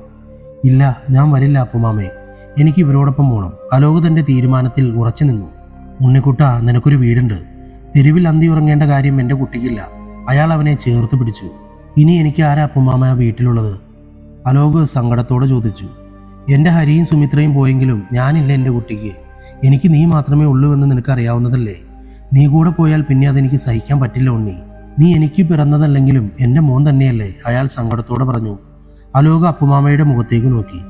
താൻ നഷ്ടപ്പെടുമോ എന്ന വേദനയാൽ ആ കണ്ണുകൾ നിറഞ്ഞിരുന്നു. അപ്പുമാമ അച്ഛൻ്റെ സഹോദരനാണ്. ഏറെ വൈകിയാണ് അദ്ദേഹത്തിൻ്റെ വിവാഹം നടന്നത്. പിന്നീട് അങ്ങോട്ട് സന്തോഷത്തിൻ്റെ നാളുകളായിരുന്നു. ഇതിനിടെ ഒരു കുഞ്ഞു മാലാഖയെ അവർക്ക് ദൈവം നൽകി. തൻ്റേതുപോലെ തന്നെ അധികം നാൾ ആ സന്തോഷത്തിന് ആയുസുണ്ടായിരുന്നില്ല. 3 വയസ്സുള്ള മകളെയും കൂട്ടി അപ്പുമാമയുടെ ഭാര്യ നിർമ്മല അമ്മായി പടിയിറങ്ങി. പിന്നീട് അന്വേഷിച്ചെങ്കിലും മറ്റൊരാളെ വിവാഹം കഴിച്ചുവെന്ന വിവരമാണ് ലഭിച്ചത്. അതോടെ അപ്പുമാമ തകർന്നുപോയി. പിന്നീട് താനായിരുന്നു അദ്ദേഹത്തിനെല്ലാം. അലോക് ചിന്തകൾ വിട്ടൊഴിഞ്ഞ് കൂട്ടുകാരെ നോക്കി. നിങ്ങളും എൻ്റെ ഒപ്പം വാ, അവൻ ഉറച്ച സ്വരത്തിൽ പറഞ്ഞു. അവരും അത് കേട്ട് അമ്പരന്ന് മുഖത്തോട് മുഖം നോക്കി. ഒന്നും മിണ്ടാതെയുള്ള അവരുടെ നിൽപ്പ് കണ്ട അലോകിന് കലി വന്നു. നിന്നോടൊക്കെ വരാനല്ല പറഞ്ഞേ. അലോകിന്റെ ദേഷ്യം കണ്ടവർ മടിച്ചിട്ടാണെങ്കിലും അവൻ്റെ ഒപ്പം പോകാൻ തീരുമാനിച്ചു. അത് അപ്പുമാമയ്ക്കും സമ്മതമായിരുന്നു. യാത്രയ്ക്കൊടുവിൽ അവർ തൻ്റെ വീടിൻ്റെ മുമ്പിലെത്തി. ഒപ്പം അവൻ്റെ സുഹൃത്തുക്കളും ഉണ്ടായിരുന്നു. വീട്ടിലേക്ക് കയറി അവൻ ആദ്യം പോയത് തൻ്റെ അച്ഛൻ്റെയും അമ്മയുടെയും കുഴിമാടത്തിൻ്റെ അരികിലേക്കാണ്. അവിടെ ഏറെ നേരം അവൻ തനിച്ചിരുന്നു. അവൻ്റെ മിഴികൾ സങ്കടം കൊണ്ട് നിറഞ്ഞൊഴുകി. ഏറെ നേരം കഴിഞ്ഞും അവൻ മടങ്ങിയെത്താത്തതുകൊണ്ട് അവൻ്റെ അരികിലേക്ക് അയ്യപ്പനും അമറും എത്തി. ഓട്ടയുടെ എല്ലാം കഴിഞ്ഞില്ലേ? അമറിൻ്റെ വാക്ക് കേട്ട അലോക് കണ്ണീർ തുടച്ചു. അവരവനെ വീട്ടിലേക്ക് കൊണ്ടുപോയി. ദിനരാത്രങ്ങൾ കൊഴിഞ്ഞുകൊണ്ടേയിരുന്നു. ഇതിനിടയ്ക്കാണ് അപ്പുമാമ അവൻ്റെ പഠനത്തെക്കുറിച്ച് സൂചിപ്പിക്കുന്നത്. ഉണ്ണിങ്ങനെ വീട്ടിൽ തന്നെ കഴിഞ്ഞുകൂടിയാൽ കാര്യമില്ല. നിന്റെ അച്ഛൻ്റെ സ്വത്തുക്കളൊക്കെ നോക്കി നടത്തേണ്ടത് നീ തന്നെയാണ്. അവൻ കുറച്ചു നേരം ആലോചിച്ചിരുന്നു. എന്നിട്ട് അപ്പുമാമയോട് പറഞ്ഞു, എനിക്ക് പഠിക്കാൻ പോകണമെന്നുണ്ട് അപ്പുമാമേ. പക്ഷേ മറ്റു കുട്ടികളെല്ലാം എന്നെ എങ്ങനെ കാണും? എന്നെ ഒരു കൊലയാളിയായി അവർ കാണും. അയാൾക്കും അതൊരു പ്രശ്നമാണെന്ന് തോന്നി. പിന്നീട് അവനെ കണ്ണൂരിലേക്ക് അയച്ച് പഠിപ്പിക്കാൻ തീരുമാനിച്ചു. അവനോടൊപ്പം മറ്റു 9 പേരെയും കൂടെ കൂട്ടാനും അപ്പുമാമ പദ്ധതിയിട്ടു. ചുരുങ്ങിയ ദിവസത്തിൻ്റെ ഉള്ളിൽ തന്നെ അവർ അപ്പുമാമയുടെ സ്നേഹം പിടിച്ചുപറ്റിയിരുന്നു. വിവരം പറഞ്ഞ് എല്ലാവരും അലോകിൻ്റെ അരികിലേക്ക് ഓടിയെത്തി. ഞങ്ങൾ വരണോ പഠിക്കാൻ? ബോറടിക്കും. ഞങ്ങളെ കൊണ്ട് അതൊന്നും പറ്റൂല. നിന്റെ ഒറ്റ നിർബന്ധം കൊണ്ടാണ് 10ാം ക്ലാസ് തന്നെ എങ്ങനെയോ എഴുതിയെടുത്തത്. ദാസാണ് അത് പറഞ്ഞത്. അഖിലും അവനെ പിന്താങ്ങി. ശരിയാടാ, ഞങ്ങൾ വേണേ നിന്റെ കൂടെ വരാം. പക്ഷെ പഠിക്കാൻ വരാനൊന്നും ഞങ്ങളില്ല. ദാസ് അവനെ നോക്കാതെ പറഞ്ഞു. ഞാൻ കണ്ണൂർക്ക് പോകും. നിങ്ങൾ എൻ്റെ ഒപ്പം ഉണ്ടാകും. അതിന് ഒരു മാറ്റവുമില്ല, അലോക് തീർത്തു പറഞ്ഞു. ഒടുവിൽ അവൻ്റെ വാശിക്ക് മുമ്പിൽ അവർ കീഴടങ്ങേണ്ടി വന്നു. കണ്ണൂരിൽ ഗവൺമെൻറ് സ്കൂളിലാണ് അവർക്ക് അഡ്മിഷൻ കിട്ടിയത്. അത് മതിയെന്ന് അവൻ അപ്പുമാമയോട് പറഞ്ഞിരുന്നു. അപ്പുമാമയുടെ സുഹൃത്തായ രാഷ്ട്രീയ നേതാവ് വഴിയാണ് എല്ലാവർക്കും അഡ്മിഷൻ എടുത്തത്. ക്ലാസ് തുടങ്ങി. അലോകും കൂട്ടുകാരും ഒരു സ്കൂളിലാണെങ്കിലും വിവിധ ഗ്രൂപ്പുകളാണ് പഠിക്കാൻ തിരഞ്ഞെടുത്തത്. ക്ലാസ് ഇല്ലാത്ത സമയത്തും ചിലപ്പോൾ ക്ലാസ് ഉള്ളപ്പോഴും അവരൊരുമിച്ച് തന്നെയായിരുന്നു. അതാരും ചോദ്യം ചെയ്തിരുന്നില്ല. ചോദ്യം ചെയ്തവരുടെ വാ അവരടപ്പിച്ചു. 10 പേരും സ്കൂളിലെ കുട്ടികളുടെ പേടി സ്വപ്നമായിരുന്നു. അങ്ങനെ ഇരിക്കുകയാണ് അവരുടെ സ്കൂളിൻ്റെ സമീപമുള്ള സ്വകാര്യ ഹയർ സെക്കൻഡറി സ്കൂളിൽ ഒരുത്തന് അലോകിൻ്റെ ക്ലാസ്സിലുള്ള പെൺകുട്ടിയോടൊരു പ്രേമം തോന്നിയത്. ക്ലാസ് കഴിഞ്ഞ് പോകുമ്പോഴും മറ്റും അവൻ അവളുടെ പിന്നാലെ കൂടി. മീരേ, നിന്റെ പിന്നാലെ എത്ര നാളായി നടക്കുന്നു? ഇന്നെനിക്കൊരു മറുപടി വേണം. അവളുടെ പിന്നാലെ നടക്കുന്ന രോഹിത് പറഞ്ഞു. എനിക്ക് നിന്നെ ഇഷ്ടമല്ലെന്ന് ഞാൻ എത്ര തവണ പറഞ്ഞു. മേലിൽ എൻ്റെ പിന്നാലെ നടക്കരുത്. മീര ദേഷ്യത്തോടെ തീർത്തു പറഞ്ഞു. അവളുടെ ഒരു ജാട, അവളോട് പോകാൻ പറ രോഹിത്തെ. ഈ പീറപ്പെണ്ണിൻ്റെ പിന്നാലെ നടക്കേണ്ട വല്ല കാര്യം നടക്കണോ? അവനോടൊപ്പം ഉണ്ടായിരുന്ന ഒരുത്തം പറഞ്ഞു. ഇല്ല, ഇവൾ പറയും എന്നോട് ഇഷ്ടമാണെന്ന്. അല്ലാതെ നീ ഇവിടുന്ന് പോകില്ല. രോഹിത് അവളുടെ കൈക്ക് പിടിച്ച് ഞെരിച്ചു. ശക്തിയിലുള്ള പിടുത്തത്തിൽ വളകൾ പൊട്ടി അവളുടെ കയ്യിൽ നിന്നും രക്തം വരുന്നുണ്ടായിരുന്നു. മീര സർവ്വശക്തിയും ഉപയോഗിച്ച് അവനെ തള്ളിയിട്ട് കുതിരയോടി. അവർ അവളുടെ പിന്നാലെയും ഓടി. ഓട്ടത്തിൻ്റെ ഇടയിലാണ് തങ്ങളുടെ സ്കൂൾ യൂണിഫോം ഇട്ടൊരു കുട്ടി മുമ്പേ നടന്നു പോകുന്നത് അവൾ കണ്ടത്. മീരയോടി അവൻ്റെ മുമ്പിൽ ചെന്ന് നിന്നു. കിതപ്പോടെ എന്തെങ്കിലും പറയാൻ ശ്രമിക്കുന്നുണ്ടെങ്കിലും അവളുടെ ഒച്ച പുറത്തേക്ക് വന്നില്ല. ഇതിനിടെ അവൾ ആ കുട്ടിയുടെ മുഖത്തേക്ക് നോക്കി. അലോകായിരുന്നു അത്. അവൻ ഇതെന്ത് കൂത്തെന്ന് ആലോചിച്ചു. എന്തു പറ്റി മീരെ? അവൻ അമ്പരപ്പോട് ചോദിച്ചു. അപ്പോഴാണ് അവളുടെ കയ്യിൽ രക്തപ്പാടുകൾ കണ്ടത്. പിന്നാലേക്ക് നോക്കി അവൻ കണ്ടത് ഓടിയെടുക്കുന്ന 3 പേരെയാണ്. കാര്യങ്ങളുടെ ഏകദേശ രൂപം പിടികിട്ടിയ അലോക അവളോട് പോയിക്കൊള്ളാൻ പറഞ്ഞു. അവൾ തലയാട്ടി നടന്നു നീങ്ങിയതും പിന്നാലെ എത്തിയ 3 പേരെയും അലോക തടഞ്ഞു നിർത്തി. മാറട മുന്നിന്ന്, രോഹിത് അലോകിനോട് ആക്രോശിച്ചു. തൽക്കാലം സൗകര്യമില്ല, അവൻ പുച്ഛത്തോടെ പറഞ്ഞു. അവൻ്റെ മറുപടി അവരിൽ ദേഷ്യം പടർത്തി. അലോകിനെ തല്ലാൻ കൈയോങ്ങിയ രോഹിത്തിൻ്റെ സുഹൃത്തുക്കളിൽ ഒരാൾ മുന്നോട്ട് വന്നു. അലോക് പെട്ടെന്ന് അടിയിൽ നിന്നും ഒഴിഞ്ഞു മാറിയ ശേഷം അവൻ്റെ കാൽമുട്ടിനെ ആഞ്ഞു ചവിട്ടി. അവൻ കാല് വേച്ച് നിലത്തേക്ക് വീണു. പിന്നാലെ ഓടിയെത്തി ഒരുവൻ്റെ കൈപ്പത്തി ഒടിച്ചു മടക്കിയ ശേഷം അലോക് അവനെ കറക്കി നിലത്തടിച്ചു. അവനും എഴുന്നേൽക്കാൻ പോലും കഴിയാതെ വേദന കൊണ്ട് നിലത്ത് കിടന്നു ഉരുണ്ടു. എന്ത് ചെയ്യണമെന്നറിയാതെ രോഹിത് പകച്ചു നിന്നു. വല്ലാത്തൊരു ചിരിയുമായി നിന്ന് അലോകിൻ്റെ അരികിലേക്ക് തൻ്റെ സുഹൃത്തുക്കളും എത്തിയിരുന്നു. അവരെ കൂടി കണ്ടതോടെ രോഹിത്തിൻ്റെ ഭയം ഇരട്ടിച്ചു. എന്തോ പിടിക്കുന്നില്ലേ? കയ്യിൽ പിടിക്കടാ. പിടിക്കാനല്ല പന്നി പറഞ്ഞേ? അലോക് അവനെ നോക്കി ദേഷ്യത്തോടെ പറഞ്ഞു. എന്താണ് പ്രശ്നം? ആൽവിൻ ചോദിച്ചു. അവന് മീരയുടെ കൈക്ക് പിടിക്കണമെന്ന് അലോക് പുച്ഛത്തോടെ പറഞ്ഞു. ആഹാ, കൊള്ളാലോ നീ. അമർ അവനെ ചൂഴ്ന്നു നോക്കി. അവൻ പെണ്ണുങ്ങളുടെ കൈക്ക് പിടിക്കുമെന്ന് തോന്നുന്നു.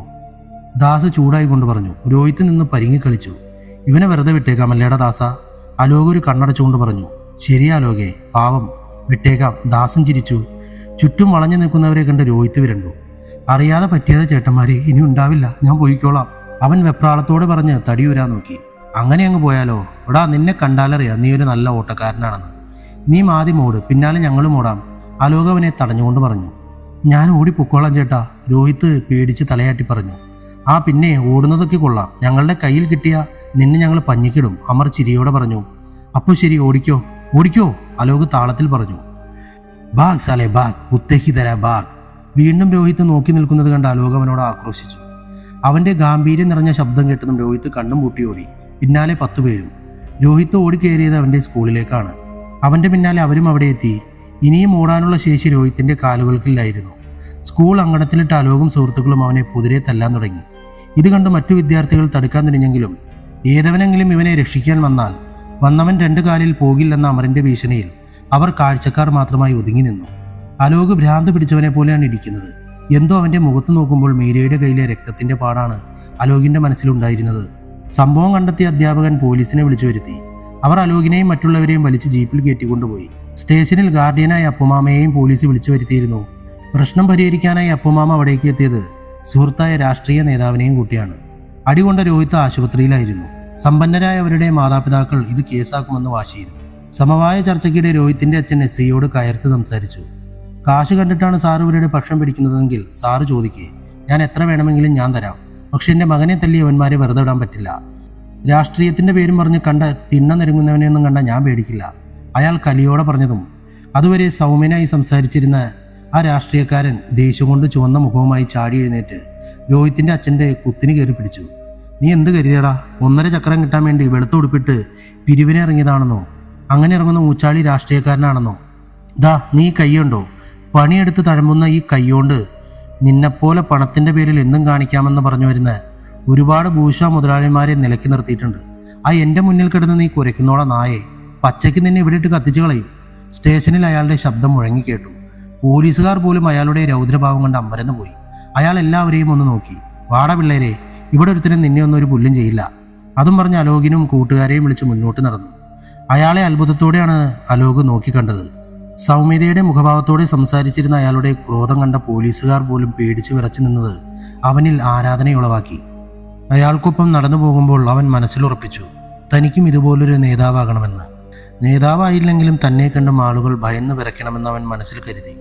ഒരാൾക്ക് മറ്റൊരാളോട് ഭയം ജനിക്കണമെങ്കിൽ പണമുണ്ടായാൽ മാത്രം പോരാ എന്ന് അലോകിന് സ്റ്റേഷനിലെ സംഭവത്തോടെ മനസ്സിലായിരുന്നു. തൻ്റേതായ സാമ്രാജ്യം പടുത്തുയർത്തണമെന്ന് അവൻ കണക്കുകൂട്ടി. അവിടുത്തെ നീതിയും ന്യായവും താൻ തന്നെ നടപ്പാക്കുമെന്ന് അവൻ ഉറപ്പിച്ചു. മനസ്സിൽ ആറ്റിക്കുറുക്കിയ തീരുമാനങ്ങളുമായി അലോക് വീണ്ടും സ്കൂളിൻ്റെ പടി കയറി. അന്നത്തെ സംഭവം അറിഞ്ഞ് അവനെ മറ്റു കുട്ടികൾ ഉറ്റുനോക്കുന്നുണ്ടായിരുന്നു. അവരിൽ അവൻ ഭയം കണ്ടു. അവൻ ആ ഭയത്തെ ആസ്വദിക്കാൻ തോന്നി. അവൻ തൻ്റെ പൊടിമീശ പിരിച്ച് അവരെ നോക്കി. ക്ലാസ്സിലേക്ക് വന്ന അലോകിനെ കണ്ട് മീര അവൻ്റെ അരികിലേക്ക് ഓടിയെത്തി. അലോകേ, നിനക്ക് എന്തെങ്കിലും പറ്റിയോ? പോലീസുകാർ നിന്നെ എന്തെങ്കിലും ചെയ്തോ? അവൾ ഓരോന്നും ചോദിച്ചുകൊണ്ടേയിരുന്നു. എനിക്കൊന്നുമില്ലടോ, താൻ പേടിക്കണ്ട, തൻ്റെ പേര് ഞാൻ പറഞ്ഞിട്ടില്ല. അവളുടെ ചോദ്യത്തിന് ചെറുചിരിയോടെ അവൻ മറുപടി പറഞ്ഞു. താങ്ക്സ് ഭയ്യ, നന്ദിയോടെ പറഞ്ഞ് അവൾ തിരിഞ്ഞു നടന്നു. അലോകിന് അവളുടെ വാക്കുകൾ അത്ഭുതമാണ് നിറച്ചത്. അതൊരു തുടക്കമായിരുന്നു. അലോക് എന്ന പേര് മാറുന്ന പോലെ പലരും അവനെ ഭായി എന്നും ഭയ്യ എന്നും വിളിച്ചു തുടങ്ങി. അമറും കൂട്ടരും അലോകിൻ്റെ ഒപ്പം വളർന്നു. പഠനത്തിനൊപ്പം ബിസിനസ് കാര്യങ്ങളിലും അലോക് ശ്രദ്ധിച്ചു തുടങ്ങി. അവന് പിന്തുണയായി ബാക്കി 9 പേരുമുണ്ടായിരുന്നു. കൺസ്ട്രക്ഷൻ കമ്പനിയും ഇമ്പോർട്ട് എക്സ്പോർട്ടിംഗ് ഉൾപ്പെടെയുള്ള ബിസിനസ്സുകളും അവരുടെ കമ്പനിക്കുണ്ടായിരുന്നു. കമ്പനിയുടെ പേര് മാറ്റി അവൻ്റെ പേരിനൊപ്പമുള്ള ആത്രേയ എന്നാക്കി ഇതിനിടെ മാറ്റി. വർഷങ്ങൾ കൊഴിഞ്ഞു. ഒപ്പം അലോകിൻ്റെ സാമ്രാജ്യം വികസിച്ചു. ജീവനക്കാരോടുള്ള അവരുടെ സമീപനം അവരെ സ്വീകാര്യനാക്കി. തങ്ങളുടെ സ്ഥാപനത്തിൽ ജോലി ചെയ്യുന്നവരെ ജോലിക്കാരായല്ല, മറിച്ച് തൻ്റെ കുടുംബങ്ങളെപ്പോലെ അവർ സ്നേഹിച്ചു. അവരുടെ ഓരോ പ്രശ്നവും തങ്ങളുടെ പ്രശ്നമായി കണ്ട് അവർ പരിഹാരം കണ്ടെത്തി. നേരിൻ്റെ വഴിയിൽ എതിർക്കുന്നവരെ അവർക്കും ഇഷ്ടമായിരുന്നു. എന്നാൽ ചതി, അതിൻ്റെ മറുപടി മരണമെന്നായിരുന്നു അലോകിൻ്റെ നിഘണ്ടുവിൽ. അത് നടപ്പാക്കാൻ അവൻ മറ്റാരെയും അനുവദിക്കാറില്ല. ദുഷ്കർമ്മങ്ങളുടെ ഫലം അത് നൽകുന്നത് അലോകിൻ്റെ കൈകൊണ്ടാകണമെന്ന് അവൻ വാശി പിടിച്ചു. മാറ്റമില്ലാത്തതായി മാറ്റാമെന്ന വാക്ക് മാത്രമേ ഉള്ളൂ എന്ന് പറയുന്നത് പോലെ അലോകിൻ്റെ ജീവിതം പിന്നീട് മാറിമറഞ്ഞു. അലോകിൻ്റെ എക്സ്പോർട്ടിംഗ് സെക്ഷൻ ഒരു കണ്ടെയ്നറിൽ നിന്നും ഒളിപ്പിച്ചു കടത്തിയ 100 കിലോ സ്വർണം പിടിച്ചെടുത്തുവെന്ന വിവരം എല്ലാവരെയും ഞെട്ടിച്ചു. വാർത്ത വളരെ പെട്ടെന്നാണ് വരുന്നത്. ആദായ നികുതി വകുപ്പ് ഉദ്യോഗസ്ഥരും മറ്റു വിഭാഗങ്ങളും അലോകിൻ്റെ കമ്പനി കീഴ്മേൽ മറിച്ച് പരിശോധിച്ചു. ഒരു രാത്രിയും പകലും അലോകിനെയും സുഹൃത്തുക്കളെയും അവർ ചോദ്യം ചെയ്തു. തങ്ങൾക്കൊന്നും അറിയില്ലെന്ന മറുപടി മാത്രമാണ് അവർക്ക് പറയാനുണ്ടായിരുന്നത്. അത് സത്യവുമായിരുന്നു. പിടിച്ചെടുത്ത മുംബൈയിലേക്കുള്ള കണ്ടെയ്നർ തങ്ങളുടേതായിരുന്നു. പക്ഷെ അതിൻ്റെ ഉള്ളിൽ സ്വർണം എങ്ങനെ വന്നുവെന്ന് ആർക്കും അറിയില്ല. വീട്ടിലിരുന്ന് എല്ലാവരും ആലോചനയിലായിരുന്നു. എന്നാൽ ആ സ്വർണം എവിടുന്ന് വന്നടാ? ഇതിലെന്തോ ചതിയുണ്ട്. അമർ പറഞ്ഞതും അലോക് അത് ശരിവച്ചു. ഇനി ഒരു വഴിയേയുള്ളൂ, വണ്ടി പോയ വഴി, അയ്യപ്പൻ പറഞ്ഞു നിർത്തി. എന്താണ് അവർ ചോദ്യം ചെയ്തപ്പോൾ നിന്റെ കിളി പോയോ? ആൽവിനാണ് അയ്യപ്പൻ്റെ തലക്കിട്ട് ഒരു തട്ട് കൊടുത്തുകൊണ്ട് ചോദിച്ചത്. ഡാ കോപ്പേ, നമ്മുടെ കൊച്ചിയിലെ ഗോഡൌണിൽ നിന്നും കയറിയപ്പോൾ സ്വർണം അതിലില്ലായിരുന്നു. പക്ഷെ പോർട്ടിൽ ചെന്നപ്പോൾ ഉണ്ട് താനും. ഇതിനിടയിൽ എന്തോ നടന്നിട്ടുണ്ട്. പക്ഷെ ആ ഡ്രൈവർ പറഞ്ഞത് അവനൊന്നും അറിയില്ലെന്നല്ലേ വിഷ്ണു ചോദിച്ചു. അതാ പോലീസുകാരും കസ്റ്റംസും ചോദിച്ചപ്പോഴല്ലേ? അവൻ ആ പോർട്ടിലെ ഡ്രൈവറാ. ഇടയ്ക്കൊക്കെ നമുക്ക് വേണ്ടിയും വണ്ടിയിൽ കയറുമെന്ന ആ മാനേജർ പറഞ്ഞത്, അമർ പറഞ്ഞു. എന്നാ അവനെ നമുക്കൊന്ന് കാണണമല്ലോ അമറേ. അലോക് എന്തോ മനസ്സിൽ ഉറപ്പിച്ചതുപോലെ പറഞ്ഞു. കൊച്ചിയിലെ കണ്ടെയ്നർ ഡ്രൈവേഴ്സ് യൂണിഫോമിന്റെ ഓഫീസിലിരുന്ന് കുറച്ചുപേർ ചേർന്ന് ഗുലാൻ പിരിച്ചു കളിക്കുകയാണ്. എടാ രമേശ, ഇന്ന് കയറുന്നതെല്ലാം നല്ല കൈയാണ്. ഡൈസ് ജാക്കിയിട്ട് കളിപ്പിച്ചുകൊണ്ട് സാബു പറഞ്ഞു നിർത്തി. നിന്റെ നിയോഗം കൊണ്ടുപോയി തിന്ന്, സാബുവിന്റെ അടുത്തിരുന്നവൻ പറഞ്ഞു. അപ്പോഴാണ് അലോക് ഒറ്റയ്ക്ക് അങ്ങോട്ട് കയറി ചെന്നത്. സാബുവും കൂട്ടരും അവനെ നോക്കി ചോദിച്ചു. ആരാ, എന്താ വേണ്ടേ? സാബു ചോദിച്ചു. ഒക്കെ പറയാം സാബു, ആദ്യം നമുക്കൊരു കൈയിരുന്നാലോ? അതും പറഞ്ഞ് അലോക് ചീട്ടെടുത്ത് രണ്ടായി പകുത്ത ശേഷം ഷഫിൾ ചെയ്ത് വിളമ്പി കൊടുത്തു. ചീട്ടെടുത്ത സാബു ഓണേഴ്സിനെ വിളിച്ചുകൊണ്ട് അലോകിനെ നോക്കി. സാബു ആശാനെ, ഓണേഴ്സിനെയൊക്കെ പിന്നെ വിളിക്കാം. ആശാനെ കൊണ്ട് എനിക്കൊരു കാര്യമുണ്ടായിരുന്നു. ഇച്ചിരി ചില്ലറ തടയുന്ന കേസാ. അതിന് ഞാൻ ഇത്തരം പണിക്കൊന്നും പോകുന്നവനല്ല. സാറിനോട് ആരും ആവശ്യമില്ലാത്ത കാര്യങ്ങൾ പറഞ്ഞു തന്നതാണ്. സാബു ഗൗരവത്തിൽ പറഞ്ഞു നിർത്തി. സാബു ചേട്ടാ, ചാടി കടിക്കാൻ വരല്ലേ, ഞാനൊന്ന് പറഞ്ഞോട്ടെ? എന്താ എന്ന ഭാവത്തിൽ അയാൾ അവനെ നോക്കി. ചേട്ടാ, എൻ്റെ കയ്യിൽ കുറച്ച് സ്വർണം ഇരിപ്പുണ്ട്. അതൊന്ന് കൊച്ചിയിൽ നിന്ന് മുംബൈ വരെ കടത്തിത്തരാൻ ചേട്ടൻ സഹായിക്കണം, അത്രയേ ഉള്ളൂ. നാറി, നീ എന്താടാ സാബുവിനെ കുറിച്ച് കരുതിയേ? നീ വിളിച്ചാൽ സാബു അങ്ങ് കൂടെ പോരുമെന്നോ? ഇറങ്ങി പൊക്കോണം ഇവിടുന്ന്. നരന്ത് ചെക്കൻ സാബുവിനെ വിലയ്ക്ക് വാങ്ങാൻ വന്നിരിക്കുന്നു. സാബു പറഞ്ഞു തീർത്തതും അലോക് തൻ്റെ കാൽമുട്ട് മടക്കി സാബുവിൻ്റെ അടിവയറ്റിൽ തൊഴിച്ചു. അമ്മേ എന്ന സാബുവിൻ്റെ നിലവിളി ഒരു ഞെരുക്കം മാത്രമായാണ് പുറത്തേക്ക് വന്നത്. ഇത് കണ്ട് രമേശിനും ഒപ്പമുണ്ടായിരുന്നവരും ചാടി എഴുന്നേറ്റു. അലോകിന് നേരെ അടിക്കാനായി ആഞ്ഞു. അത് കണ്ട് അലോക് രമേശിനെ ചവിട്ടി താഴെയിട്ടു.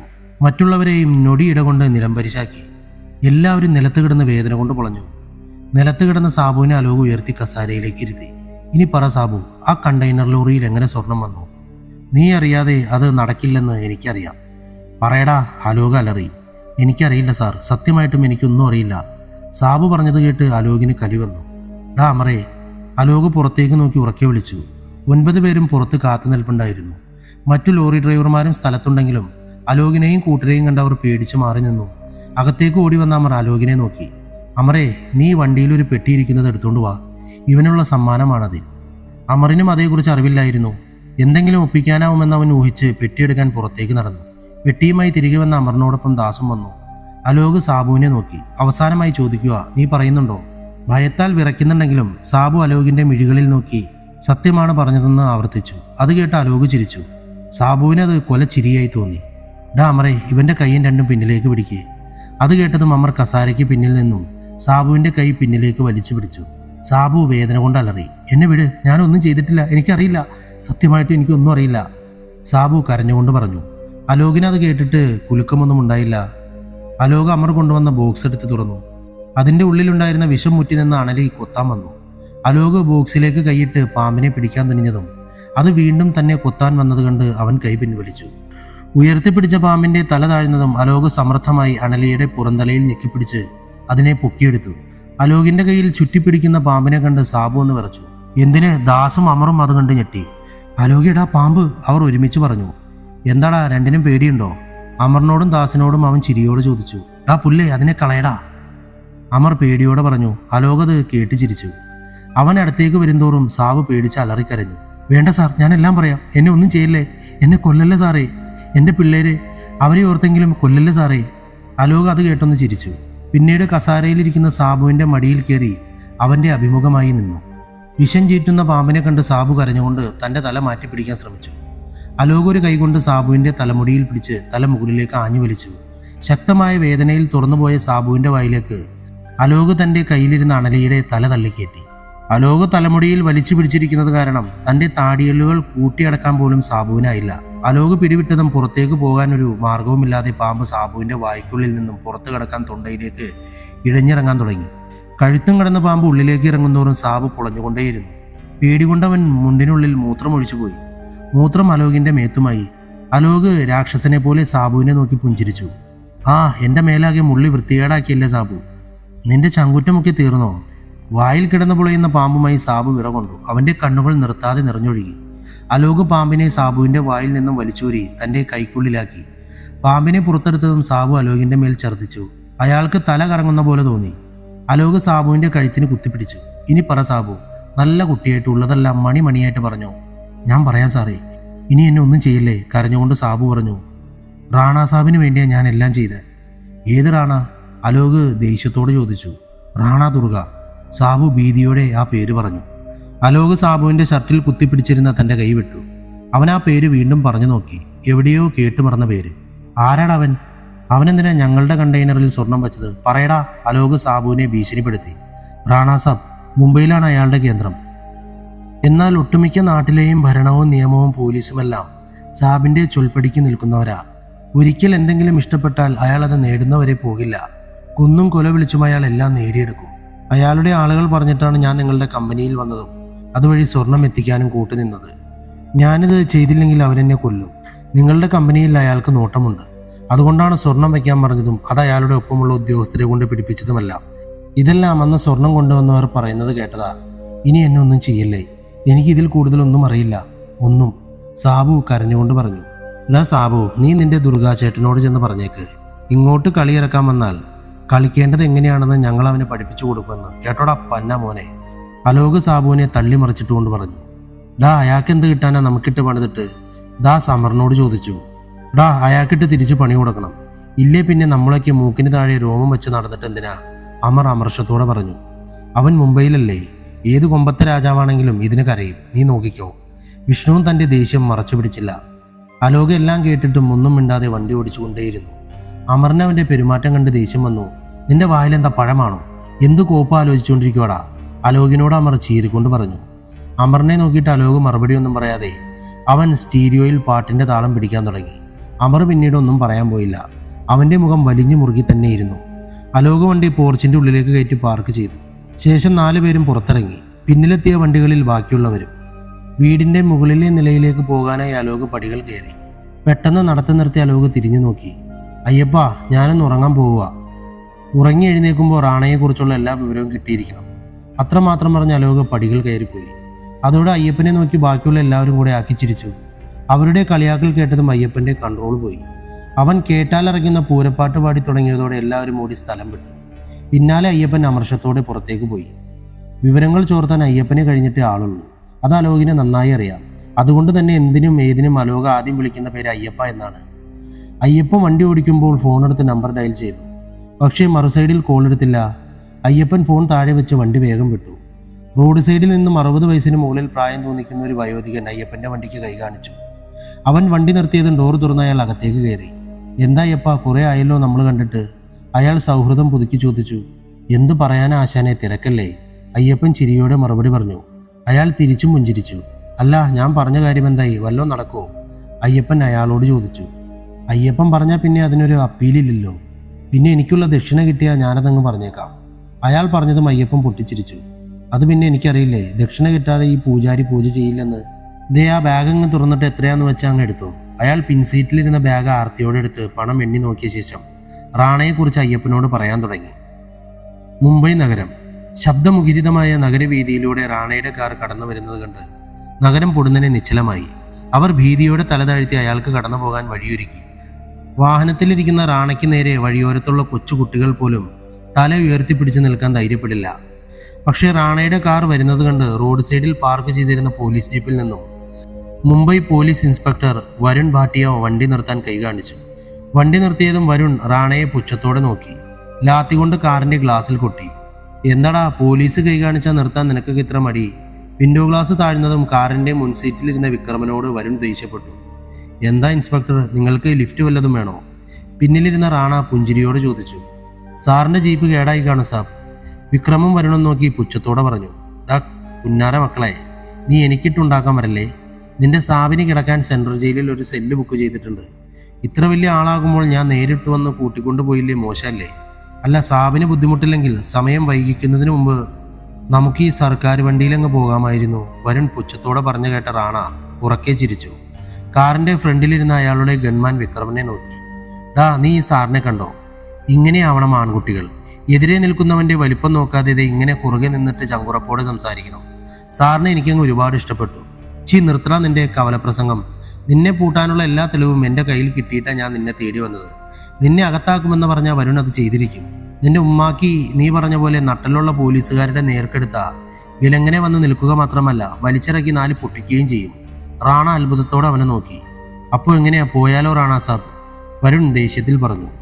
ഉടനെ തന്നെ നോക്കി തല കുനിച്ചു നിന്ന വരുണിന്റെ തല റാണ ഗ്ലാസിന്റെ ഇടയിലൂടെ അകത്തേക്ക് വലിച്ചു പിടിച്ചു. അരുൺ കുതിറി മാറാൻ ശ്രമിച്ചതും റാണ തന്റെ പിടിമുറക്കിക്കൊണ്ട് ഗ്ലാസ് ഉയർത്തി.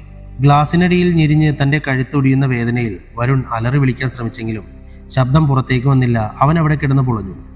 ചെറുപ്പത്തിൻ്റെ ആവേശവും ഹീറോയിസവും എല്ലാം കാണിക്കാൻ സാറേ, പക്ഷെ അത് ഈ മുംബൈ നഗരത്തിലെ തെരുവ് ഗുണ്ടകളോട് മതി. അത്തരം നമ്പറുകളുമായി റാണയുടെ നേരെ വന്നവനൊന്നും പിന്നീട് ജീവനോടെ ഇരുന്നിട്ടില്ല. നിനക്കും അത് തന്നെയാണല്ലോ ഗതി ബേച്ചാര. റാണ പറയുമ്പോഴും തല പുറത്തെടുക്കാനാവാതെ വരുൺ പിടയുകയാണ്. അവൻ തൻ്റെ കൈ എത്തിച്ച് തോക്കെടുക്കാൻ ശ്രമിച്ചതും റാണ കാറ് മുന്നോട്ടെടുക്കാൻ നിർദ്ദേശം നൽകി. കാർ അതിവേഗം കുതിച്ചതും തല പുറത്തെടുക്കാനാവാതെ വരുണും കാറിനൊപ്പം ഓടി. ഇതെല്ലാം കണ്ട് മറ്റു പോലീസുകാർ ഒന്നും ചെയ്യാനാകാതെ നിന്നു. ഇതിനിടെ വരുണിന് തൻ്റെ തോക്ക് കയ്യിൽ നിന്നും നഷ്ടപ്പെട്ടിരുന്നു. ഒപ്പം കാല് തെറ്റി വീണ വരുണിനെ വലിച്ചഴിച്ചുകൊണ്ട് റാണയുടെ കാർ മുന്നോട്ടോടി. ഏറെ ദൂരം കാർ ചെന്നപ്പോഴേക്കും വരുണിന്റെ തല വിൻഡോ ഗ്ലാസ്സിൽ ഉരഞ്ഞു മുറിഞ്ഞ് ശരീരത്തിൽ നിന്നും വേർപെട്ടു പോയിരുന്നു. ഇതെല്ലാം കണ്ട് റാണ ഉറക്കെ പൊട്ടിച്ചിരിച്ചു. റാണയ്ക്ക് വിലങ്ങിടാൻ വന്നാൽ തലയും പോയി കിടക്കുന്നത് കണ്ടില്ലേ വിക്രം? എന്തിനാണ് ഇവർ എന്നെ കൊണ്ട് ഈ പാപങ്ങൾ ചെയ്യിക്കുന്നത്? ഉറക്കെ പൊട്ടിച്ചിരിച്ചുകൊണ്ട് റാണ വരുണിന്റെ തല ഡോർ തുറന്ന് പുറത്തേക്കെറിഞ്ഞു. റാണയുടെ കാർ ചെന്നെത്തിയത് മഹാരാഷ്ട്ര മുഖ്യമന്ത്രിയുടെ പാർട്ടി ഓഫീസിന്റെ മുമ്പിലാണ്. കൂടി നിൽക്കുന്ന നൂറുകണക്കിന് പ്രവർത്തകർ കാർ കടന്നു വരുന്നത് കണ്ട് പൊടുന്നനെ നിശബ്ദരായി ഇരുവശങ്ങളിലേക്ക് മാറി നിന്ന് വഴിയൊരുക്കി. കാർ ഓഫീസിന്റെ മുന്നിലേക്ക് കടന്നു ചെന്നു. രക്തക്കറ പുരണ്ട വസ്ത്രവുമായി പുറത്തിറങ്ങിയ റാണയെ അവർ ഭയത്തോടെ നോക്കി നിന്നു. ഓഫീസിലേക്ക് കയറിയ റാണയുടെ പിന്നാലെ എത്തിയ ഒരാൾ അയാൾക്ക് പുതിയ വസ്ത്രം വെച്ച് നീട്ടി.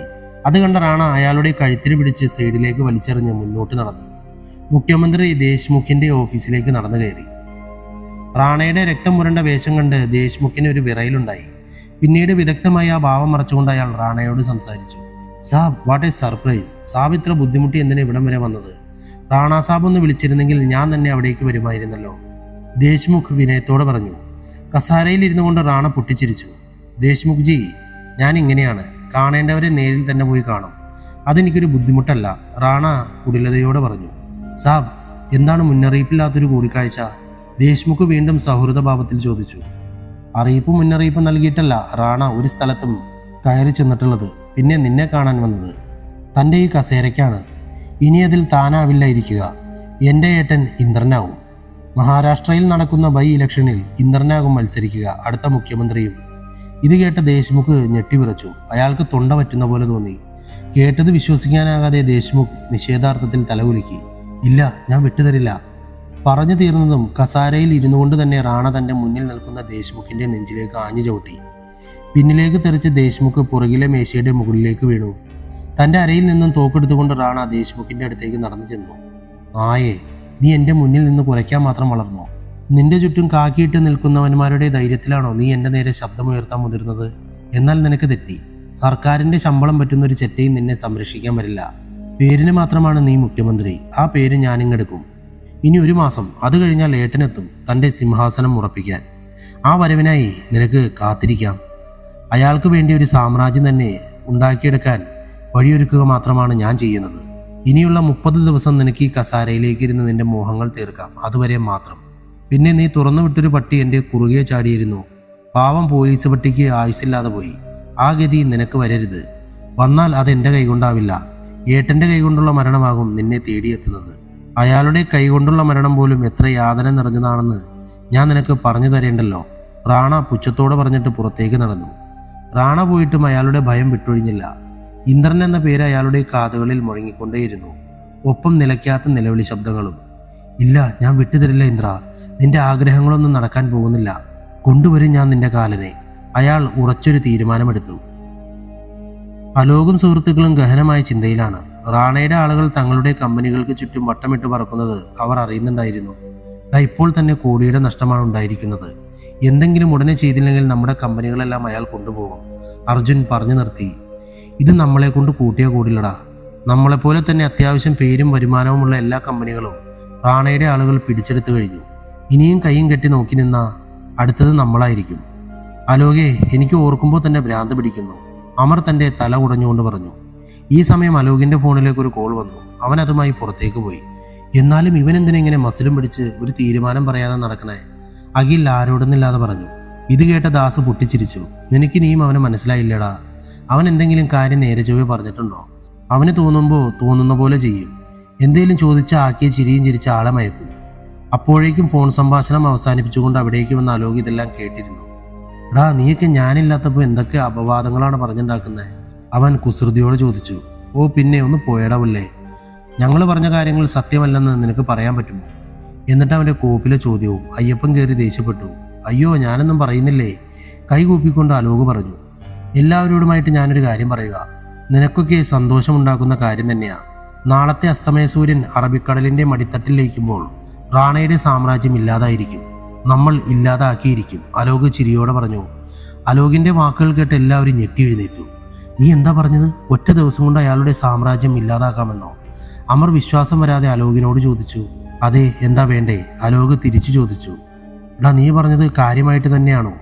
ഒറ്റ ദിവസം കൊണ്ട് ഇല്ലാതാക്കാൻ അയാൾ കൊച്ചിയിൽ 1000 രൂപയും വാങ്ങി തല്ലാൻ പോകുന്ന ലോക്കൽ ഗുണ്ടയല്ല, ആൽവിൻ പറഞ്ഞു. അലോക് ഒരു നിമിഷം മിണ്ടാതെ നിന്നു. ആൽവിനെ, നമ്മളൊന്നാ. നമ്മളെ പിരിച്ചെഴുതിയാൽ 10ഉം 10 ഇരട്ടിച്ചാൽ 100ഉം 1000ഉം ലക്ഷങ്ങളുമായി അത് വർദ്ധിക്കും. ഇത്രയും ആൾബലം പോരെ നിനക്കൊരാളുടെ സാമ്രാജ്യം തകർക്കാൻ? വീണ്ടും ചോദിക്കാൻ നിന്ന അമറിനെ അലോക് തടഞ്ഞു. അമറേ, നിനക്കറിയാമോ, ഒരിക്കൽ ഒരിടത്തൊരു രാക്ഷസ സേനയുണ്ടായിരുന്നു. തങ്ങളുടെ ശത്രുക്കളെല്ലാം ഒന്നിച്ചു കൂടിയത് കണ്ട് ഭയന്ന തൻ്റെ രാക്ഷസ സൈന്യത്തോട് സൈന്യാധിപൻ പറഞ്ഞത് എന്താണോ? Demoralise the enemy from within by surprise, terror, sabotage, assassination. This is the war of the future. ഇതാണടാ ആധുനിക യുഗത്തിലെ യുദ്ധതന്ത്രം. ആ സൈന്യാധിപന്റെ വാക്കുകൾ അക്ഷരപ്രതി നമ്മളിവിടെ നടപ്പാക്കും.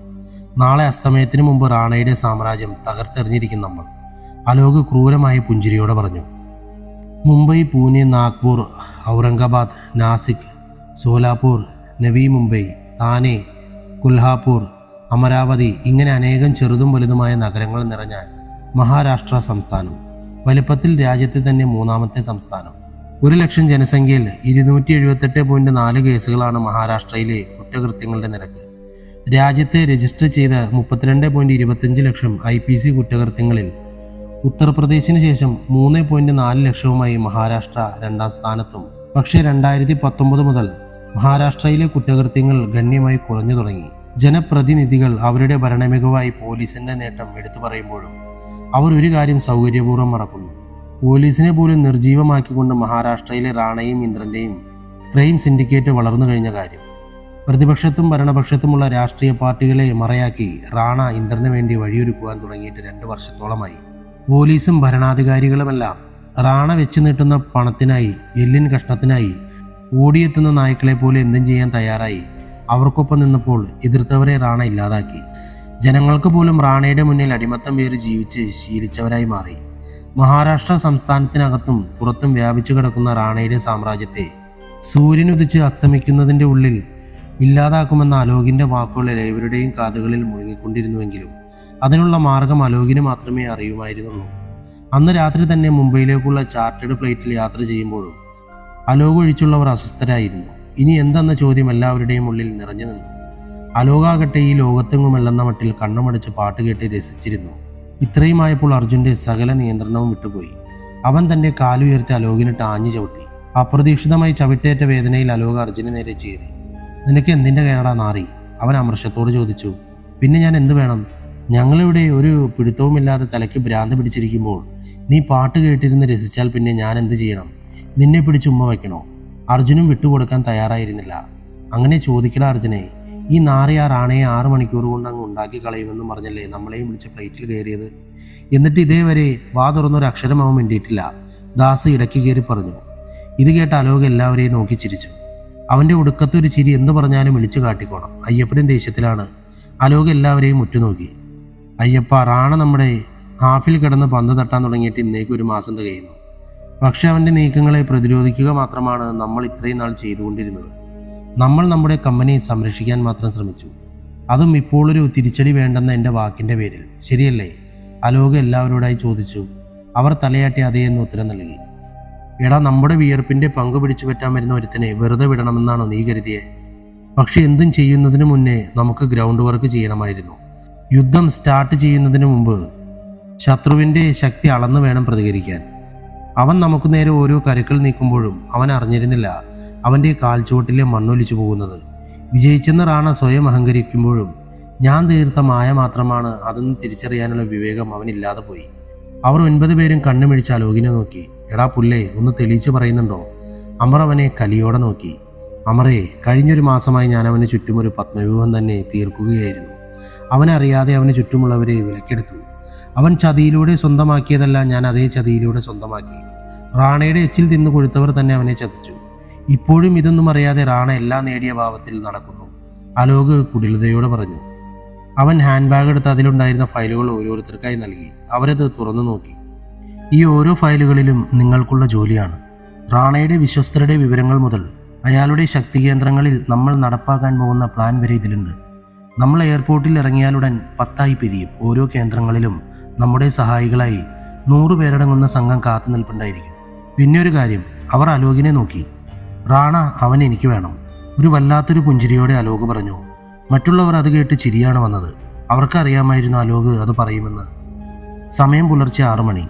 റാണ തൻ്റെ കിടക്കയിൽ നിന്നും എഴുന്നേറ്റ് ഫ്രഷായ ശേഷം ബംഗ്ലാവിൽ തന്നെ സജ്ജീകരിച്ചിരിക്കുന്ന ജിമ്മിലേക്ക് കയറി വർക്കൗട്ട് ചെയ്യാൻ തുടങ്ങി. 6 അടി പൊക്കമുള്ള റാണയുടെ ഉറച്ച പേശികളോടുകൂടി ശരീരം വിയർത്തൊഴുകി.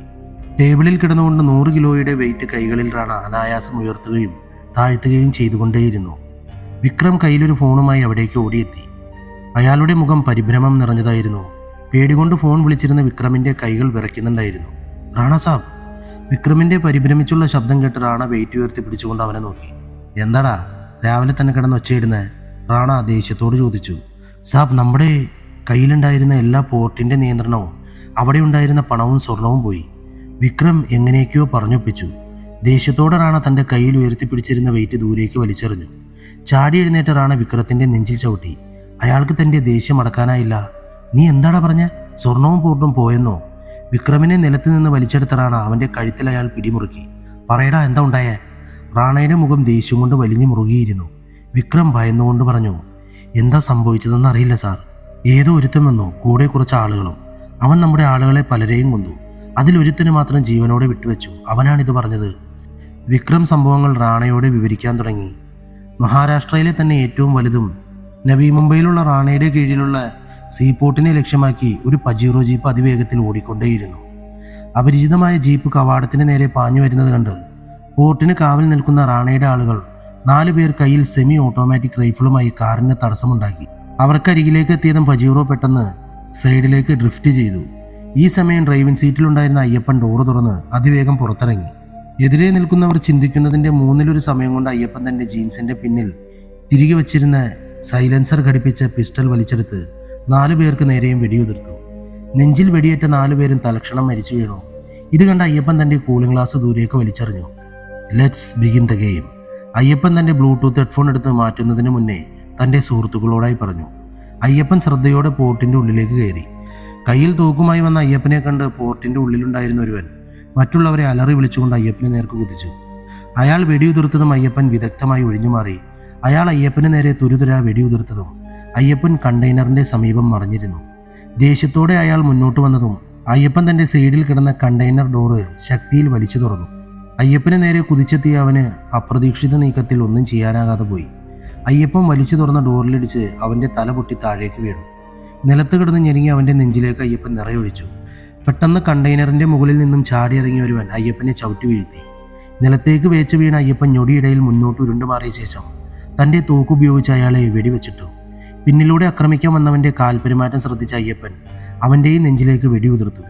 അപ്പോഴേക്കും 20ഓളം പേർ അയ്യപ്പനെ വളഞ്ഞിരുന്നു. തൻ്റെ കയ്യിലുള്ള തോക്കിലെ മുഴുവൻ ബുള്ളറ്റും ഉപയോഗിച്ചുവെന്ന് അയ്യപ്പന് അറിയാമായിരുന്നു. താൻ തോക്ക് റീലോഡ് ചെയ്യാൻ ശ്രമിച്ചാൽ അവർ ആ നിമിഷം അവനെ കൊല്ലുമെന്ന് അവൻ മനസ്സിലാക്കി. അവൻ തനിക്ക് ചുറ്റും കൂടി നിൽക്കുന്ന ഗുണ്ടകളെ നിരീക്ഷിച്ചു. ചിലരുടെ കയ്യിൽ മാത്രമേ തോക്കുള്ളൂ. കൂട്ടത്തിൽ നേതാവെന്ന് തോന്നിക്കുന്ന ഒരു തൻ്റെ അയ്യപ്പൻ്റെ മുന്നിലേക്ക് വന്ന് അവനെ പുച്ഛത്തോടെ നോക്കി. ഓ നേതു സാലേ, ഒരു കൈത്തോക്കുമായി വന്ന് ഞങ്ങളെയെല്ലാം അങ്ങ് ഒലത്തിക്കളയാമെന്ന് കരുതിയോ? അയാൾ അലറിക്കൊണ്ട് ചോദിച്ചു. ഡാ, ഇത് റാണാസാമിൻ്റെ സാമ്രാജ്യമാണ്. ഇവിടേക്ക് നീ വന്നത് നിന്റെ മരണത്തെ സ്വയം തേടി ചെല്ലുന്നത് പോലെയാ. നിന്നെപ്പോലെ പല പോലീസുകാരും ഇതിനൊക്കെ മുതിർന്നിട്ടുണ്ട്. അവർക്കെല്ലാം ഒരേ വിധിയായിരുന്നു. നിനക്കും അത് തന്നെയായിരിക്കും, അവൻ വീറോടെ പറഞ്ഞു. ഇതെല്ലാം കേട്ട അയ്യപ്പൻ പൊട്ടിച്ചിരിച്ചു പോയി. ഡാ, അയാൾ അയ്യപ്പന് നേരെ തോക്കു ചൂണ്ടി അലറി. അയ്യപ്പൻ തോക്കിമുനയിൽ ഒട്ടും പതറാതെ നിന്നു. താൻ പറഞ്ഞത് കേട്ട് എങ്ങനെ ചിരിക്കാതിരിക്കും? തോക്കും പിടിച്ച് ഒറ്റയ്ക്ക് കയറി വരുന്നവരെല്ലാം പോലീസല്ലെന്ന് അറിയില്ല ചേട്ടാ, അയ്യപ്പൻ പുച്ഛത്തോട് ചോദിച്ചു. നിർത്തടാ, നീ കളിക്കുന്നത് ആരോടാണെന്ന് നിനക്കറിയില്ല. ഇത് റാണാസാമിൻ്റെ മണ്ണ, അയാൾ കലി പൂണ്ടു പറഞ്ഞു. എടാ മണ്ട, നിന്റെയൊക്കെ ദൈവത്തിൻ്റെ സാമ്രാജ്യം ഇല്ലാതാക്കാൻ വന്നവൻ്റെ ദൂതൻ മാത്രമാണ് ഞാനൊരു മെസ്സഞ്ചർ മാത്രം, അയ്യപ്പൻ ചെറുചിരിയോടെ പറഞ്ഞു തീർത്തതും മുന്നിൽ നിന്ന നേതാവിനെ നേർക്ക് അയ്യപ്പൻ തൻ്റെ തോക്ക് ശക്തിയിൽ വലിച്ചെറിഞ്ഞു. അത് ചെന്നുകൊണ്ടത് അയാളുടെ നാഭിയുടെ ഭാഗത്തായിരുന്നു. ജനനേന്ദ്രിയത്തിൽ ഏറുകൊണ്ട് വേദനയിൽ വായു പൊത്തി അയാൾ നിലത്തേക്കിരുന്നതും അയ്യപ്പൻ അയാളുടെ മുകളിലൂടെ ചാടി രണ്ടുപേരെ ചവിട്ടിത്തെറിപ്പിച്ചു. പിന്നെ തിരിഞ്ഞു നിന്ന് ഏറുകൊണ്ട് താഴെയിരുന്ന ഗുണ്ടയുടെ കഴുത്ത് പിടിച്ച് തിരിച്ചൊടിച്ചു. തൻ്റെ നേർക്ക് ഓടിയെത്തിയ ഓരോരുത്തരെയും അയ്യപ്പൻ അടിച്ചു നിലത്തിട്ടു. വീണ് കിടക്കുന്ന ഓരോരുത്തരുടെയും നെഞ്ചിലേക്ക് അയ്യപ്പൻ ഒരു ദയയും കൂടാതെ തൻ്റെ തോക്കെടുത്ത് റീലോഡ് ചെയ്ത് നിറയൊഴിച്ചു. അവസാനം നിലത്ത് കിടന്ന ഒരുവൻ്റെ അടുത്തെത്തി അയ്യപ്പൻ അവൻ്റെ നെഞ്ചിൽ ചവിട്ടി. എടാ, നിൻ്റെയൊക്കെ റാണയോട് പോയി പറഞ്ഞേക്ക്, അവൻ്റെ സമയം അടുത്തെന്ന്. ഇത്രയും നാൾ അവൻ കൊന്നു നേടിയ ഒന്നും അവൻ്റെ കാൽച്ചുവട്ടിൽ നിന്നും ഒലിച്ചു പോകുന്നത് കണ്ട് അവൻ ഭ്രാന്തനെ പോലെ അലയും. കേട്ടോടാ നാറി, അയ്യപ്പൻ അവൻ്റെ നെഞ്ചിൽ വീണ്ടും ചവിട്ടിക്കൊണ്ട് പറഞ്ഞു. അത്രയും ആയപ്പോഴേക്കും അയ്യപ്പൻ്റെ സഹായത്തിനായി അലോക ഏർപ്പെടുത്തിയവർ പോർട്ടിൻ്റെ ഉള്ളിലേക്ക് വന്നു. അയ്യപ്പൻ ആവശ്യപ്പെടുമ്പോൾ മാത്രം എത്തിയാൽ മതിയെന്ന് അവൻ അവർക്ക് നിർദ്ദേശം കൊടുത്തിരുന്നു. അവരെത്തി പോർട്ടിൻ്റെ നിയന്ത്രണം ഏറ്റെടുത്തു. അവിടെ സൂക്ഷിച്ചിരുന്ന സ്വർണം ഉൾപ്പെടെയുള്ളവയുമായി അയ്യപ്പൻ അവിടെ നിന്നും മടങ്ങി. ഇത്രയും വിക്രം പറഞ്ഞപ്പോഴേക്കും റാണയുടെ മുഖം ദേഷ്യം കൊണ്ട് വിറച്ചു. അയാൾ വിക്രമിനെ വലിച്ച് നിലത്തേക്ക് എറിഞ്ഞു. ആരടാ അവൻ? അവൻ ആരായാലും എനിക്ക് വേണം അവനെ എനിക്ക് ജീവനോടെ തന്നെ വേണം. അവൻ്റെ ജീവൻ എടുക്കേണ്ടത് എൻ്റെ ഈ കൈകൊണ്ടാ, റാണ വെറി പിടിച്ചവനെ പോലെ പറഞ്ഞു. റാണ തൻ്റെ കലിയടക്കാനാവാതെ തൻ്റെ മുറിയിലേക്ക് കയറിപ്പോയി. വിക്രം നെഞ്ചു തടവി റാണ പോകുന്നത് നോക്കി നിന്ന ശേഷം ഫോൺ കയ്യിലെടുത്ത് പുറത്തേക്ക് പോയി. മുംബൈയിലെ മാദ് ഐലൻഡ്സ് ബീച്ചിൽ സുഹൃത്തുക്കൾക്കൊപ്പം സംഗീതവും കായിക വിനോദങ്ങളുമൊക്കെയായി മുഴുകിയിരുന്ന ഡേവിഡിൻ്റെ ഫോൺ ശബ്ദിക്കാൻ തുടങ്ങി. ഡിസ്പ്ലേയിൽ തെളിഞ്ഞ വിക്രമിൻ്റെ പേര് കണ്ടതോടെ അയാൾ കോൾ അറ്റൻഡ് ചെയ്ത് കാതോടടുപ്പിച്ചു. അടുത്ത ഭാഗം ഉടനെ നാളെ തന്നെ വരുന്നതാണ്, കാത്തിരിക്കുക. നല്ല അടിപൊളി കഥയാണ്, നല്ല ട്വിസ്റ്റ് ഉണ്ട്. അപ്പോൾ നാളെ കാണാം. Love you all, by.